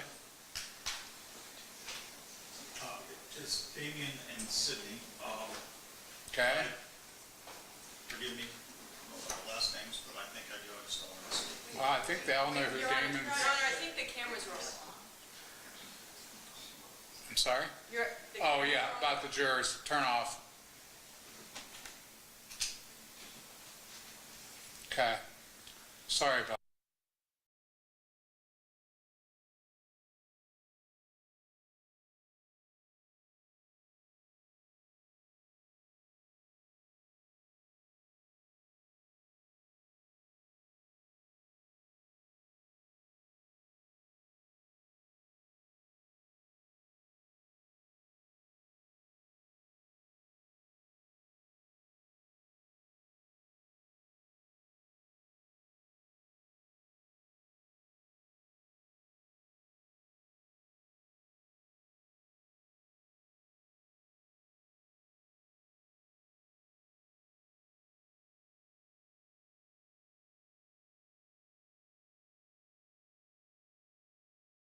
Anything more before I excuse the jury for the evening?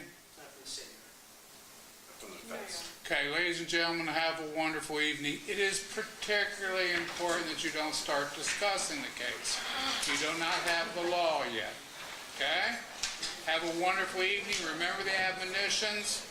Be safe. I'll see you guys at 9 in the morning. All rise.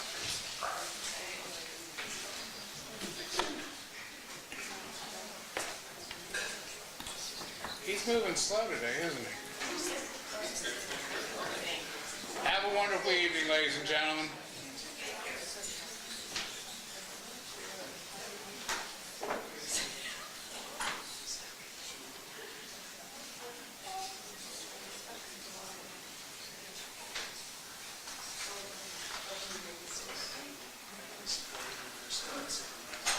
You can be seated. Mr. Zion, anything for the record? I'm sorry, sir? Anything for the record? No. I Mr. have Baez? something for the record, just, I Yes, sir. really gotta run to the restroom. I can Okay, go. see the 30 seconds.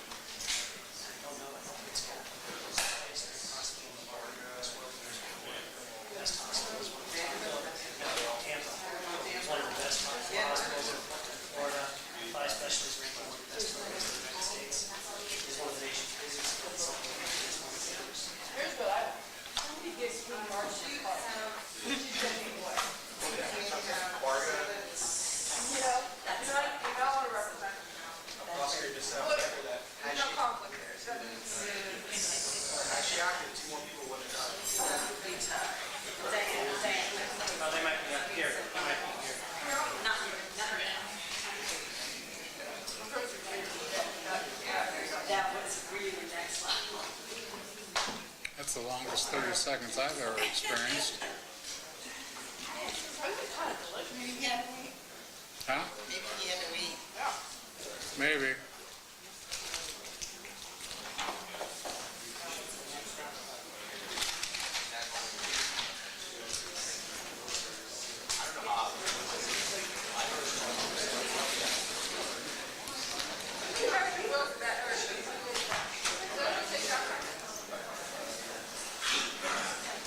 Yes, sir. Yes, We're on the record, folks. Judge, at this time, the defense would move for a mistrial based on improper comments to the jury argued by the prosecutor in what we believe is typical burden shifting in his multiple statements and multiple questionings. First, starting off with the potential witness that the prosecutor commented that we should have called in reference when he said, if there was a witness, you would have heard it, referencing this, the witness that trained Wesley Black, that made the comment, I've given enough to put down an elephant. I think that's a classic scenario where the prosecutor knows that there is a line here. It's one where the defense takes the burden of proof seriously. It is something that is one of the very few things in their toolbox as to constitutional protections. And to suggest that the defense should have called a witness that trained Wes Black is improper argument by the prosecutor. In addition to that, requiring that we present articles to support Nurse Derek Dreyer's statements about about patients living longer on opioids. That too is suggesting that we have a burden to submit such a fact, when in fact it really should be law enforcement following up on leads. In addition to that, why didn't we ask a question of Dr. Zivit is an improper statement to make. Just by prefacing it by saying I'm not burden shifting does not reduce the fact that he is in fact burden shifting. We don't have to, we can ask, if an accused wants to put a witness on the stand and ask them 2 questions or 1 question, that is entirely their right, and we do not have to present anything more. In fact, the whole reason he was up there arguing to begin with was because they have the burden, and he gets the privilege of having that last word because of that burden. But to suggest and to throw out there that we fail to ask a witness a specific question is, again, classic burden shifting. And in addition to that, if quadruple downing on the burden shifting wasn't enough, Okay, hold on. I count 3. okay, I've got Missing witness. Sure. The West Black trainers 1, the nurse Dreyer not submitting the article to support Nurse Dreyer's statement. Why didn't we ask the question of Dr. Zivit? Okay. I think he asked that twice. I'm sorry. He mentioned it twice in his argument. So that would be 4 in my count. And then number 5, absence of anyone in the world making the argument that no one in the world is giving these doses is, 1, assuming facts that are not in evidence, and completely improper. I don't believe that falls under burden shifting. So I can't in good faith argue that, but I think this is not 1, 2, 3, but 4 occasions where the prosecutor saw the line, knew the line was there, crossed it multiple occasions on a very serious constitutional protection that is set up for a reason, and Dr. Husel is entitled to those protections, and we would move at this point for a motion for a mistrial with prejudice based on prosecutor's comments. Mr. Zion. I didn't do any of those things, Judge. I said those words. You can't say, why didn't they ask the question of our witness, and then say somehow I am barred from asking why didn't they ask their own witness of this question. That doesn't shift the burden to anything. It is answering their argument. All of those things he mentioned were specific answers to his argument. And as the court said, and as I said, I'm not saying they had the burden to prove anything here, but if there was somebody out there in the world that could say this, where are they? And when I say there's nobody else in the world, that's based on our expert witnesses saying nobody else anywhere is doing this. That's what that was all based on.